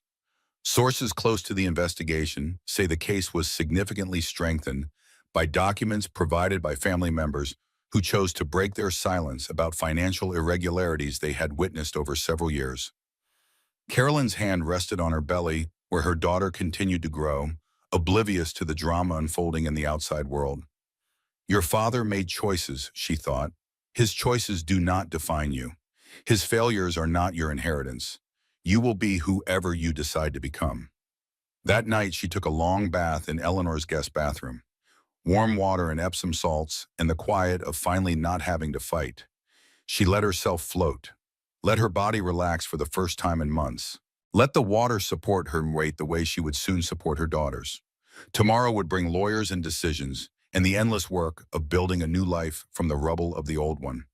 But tonight there was just this. Warm water, deep breaths, and the certain knowledge that she had survived the worst. For the first time since the slap that changed everything, Carolyn felt something that might actually be peace. 38 weeks, 4:17 in the morning. Carolyn woke to the sensation of warm liquid spreading beneath her and the unmistakable knowledge that everything was about to change. Her water had broken. Her daughter was coming. The labor pains arrived in waves that built slowly at first, then crashed over her with increasing intensity. like ocean tides determined to pull something new and precious into the world, like the irresistible force of nature that no amount of money or power or lies could control. Brooke drove through pre-dawn streets with steady hands and a calm voice, running red lights and breaking speed limits, while somehow maintaining the composure Carolyn desperately needed. Eleanor met them at the hospital, having stationed herself at a nearby hotel for the past 2 weeks in anticipation of exactly this moment. She swept into the emergency room with all the commanding presence she had cultivated over 6 decades, ensuring that Carolyn received immediate attention and the best available care. Deanna arrived 30 minutes later, breathless and carrying the overnight bag Carolyn had packed weeks ago. Inside were tiny onesies and soft blankets and all the physical manifestations of hope she had managed to hold on to through the darkest months of her life. The delivery room was bright with fluorescent light and clinical with medical equipment and absolutely real in a way that cut through all the drama and deception that had surrounded the pregnancy from the beginning. This was not about Preston or Vivian or the Mitchell family legacy. This was not about federal investigations or divorce settlements or social media scandals. This was about a baby being born, a new life entering the world, a mother meeting her daughter for the first time. "You're doing beautifully," Dr. Shaw said from her position at the foot of the bed. "Just a few more pushes and you'll be holding your baby." Carolyn bore down with strength she had not known she possessed. The pain was extraordinary, unlike anything she had ever experienced, but it was productive pain, pain with purpose, pain that was bringing her daughter into the world. She thought about everything that had led to this moment. The slap that had awakened her to the truth about her marriage, the sister-in-law who had stood between her and danger, the mother-in-law who had finally chosen conscience over comfort, the friend who had failed her once and was determined never to fail her again. She thought about the woman she used to be, the one who bent and compromised and accommodated until there was nothing left of herself, and she thought about the woman she had become, someone who could stand alone, someone who could speak truth to power, someone who could survive betrayal and emerge stronger. She pushed. At 11:42 in the morning, the delivery room filled with the sound Caroline had been waiting to hear for 9 long months. Her daughter's first cry. Strong and demanding and absolutely perfect. Carolyn Grace Mitchell entered the world weighing 7 pounds and 4 ounces. She had 10 tiny fingers and 10 tiny toes and dark hair that would probably lighten as she grew. She had lungs that could fill any room with the sound of new life demanding attention. They placed her on Caroline's chest, this small, warm weight that had been growing inside her for so long and was finally here. This perfect person who knew nothing of betrayal or lies or the ugliness of the adult world, who only knew warmth and safety and the heartbeat that had been her constant companion. "Hello, baby girl." Carolyn was crying. Everyone was crying. The monitors beeped their celebration. "We made it. You and me. We made it through everything." The baby's eyes opened, dark and unfocused, not yet able to see clearly, but searching for something, searching for her mother. "I've got you," Carolyn whispered. "I've got you, and I'm never letting go." In that moment, holding her daughter for the first time, Caroline understood with absolute clarity what she had been fighting for all along. Not revenge against Preston, not justice, though that had come, not even vindication of her own innocence. She had been fighting for this, for her, for the right to hold her daughter without the shadow of lies darkening the moment, for the freedom to be a mother without having to defend her worthiness, for the simple, profound miracle of new life beginning. The baby made a small sound against her chest, a coo of contentment, of recognition, of trust in the mother who would protect her from anything. "Welcome to the world, Caroline Grace," she whispered to her daughter. "I promise I'm going to make it good for you. I promise I'm going to show you what love really looks like." The baby settled against her heart, already falling asleep to the sound she had known for 9 months. Outside the delivery room windows, the sun was rising on a new day.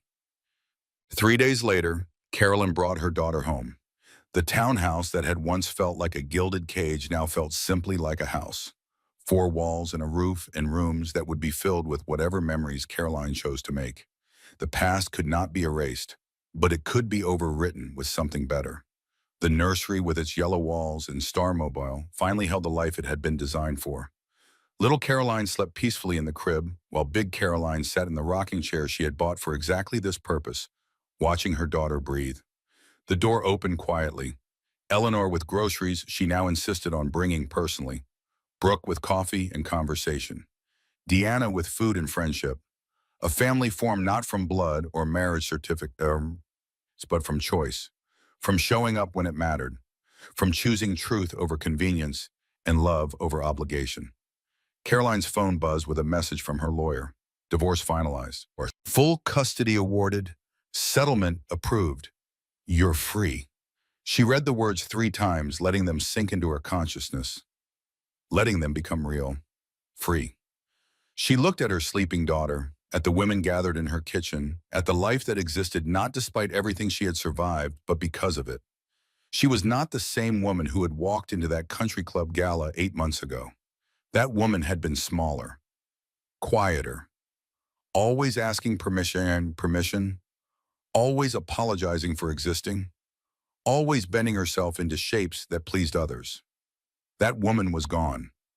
In her place stood someone who knew her own strength, someone who had been broken and had chosen to rebuild herself, someone who would never again mistake accommodation for love or silence for peace. 1 year later, the backyard of Caroline's new house stretched green and welcoming in the afternoon sun. She had bought this place with money from her settlement and profits from the marketing consulting business she had built from nothing, a small company growing bigger every month, a career rebuilt entirely on her own terms. Little Caroline toddled across the grass with the determined wobble of a 1-year-old who had recently discovered the miracle of walking. She fell, got up, tried again, fell, got up. The resilience of children who have not yet learned to doubt themselves. Eleanor applauded from a lawn chair, having transformed over the past year into a grandmother who actually enjoyed the role. She visited every Sunday, brought presents that were probably too expensive, offered advice that was not always welcome, but was always well-intentioned. Brooke captured everything on her phone, building an archive of memories for the niece she adored. She had returned to law school, specializing now in family law, helping women like Caroline navigate the wreckage of relationships with men like Preston. Deanna refilled wine glasses and told stories that made everyone laugh. Some friendships could survive anything. There had survived betrayal and forgiveness and the slow work of rebuilding trust. Preston was serving 3 years in federal prison. His lawyers had fought the charges with every resource available, including attempting to blame Caroline for crimes she had known nothing about. None of it had worked. The evidence Brooke had gathered, combined with testimony from Eleanor and others who had finally chosen truth over loyalty, had been overwhelming. Vivian Blake had disappeared after the scandal, rumored to be living somewhere overseas under a different name. Caroline did not think about her, did not care where she was, did not waste energy on hatred or revenge. The best revenge was the life she was building. Come here, baby girl. Carolyn held out her arms as her daughter wobbled toward her. Come to Mama. Little Caroline took 2 steps, 3, 4, then tumbled forward into her mother's waiting embrace, giggling with delight at her own achievement. I've got you, Caroline whispered into her daughter's soft hair. I've got you, and I always will. She held her child close and breathed in the sweet scent of baby shampoo and summer grass and pure, uncomplicated joy. In the distance, the sun was setting in streaks of gold and pink and purple, the kind of sunset that made everything feel possible, the kind of beauty that reminded you the world could still surprise you with grace. Caroline remembered the night everything changed, the slap, the silence, the moment she realized her marriage was built on nothing but lies. She had thought that was the ending. She had been wrong. It was always, always the beginning. And that's the story of how one slap changed everything. If Caroline's journey touched your heart, if you felt her pain and cheered for her strength, I'd love to know. Drop a comment telling me which moment hit you the hardest. Was it the sister standing up, the mother-in-law's apology, or that first cry in the delivery room? If you haven't already, hit that subscribe button and tap the bell so you never miss another story. Thank you for listening. Until next time.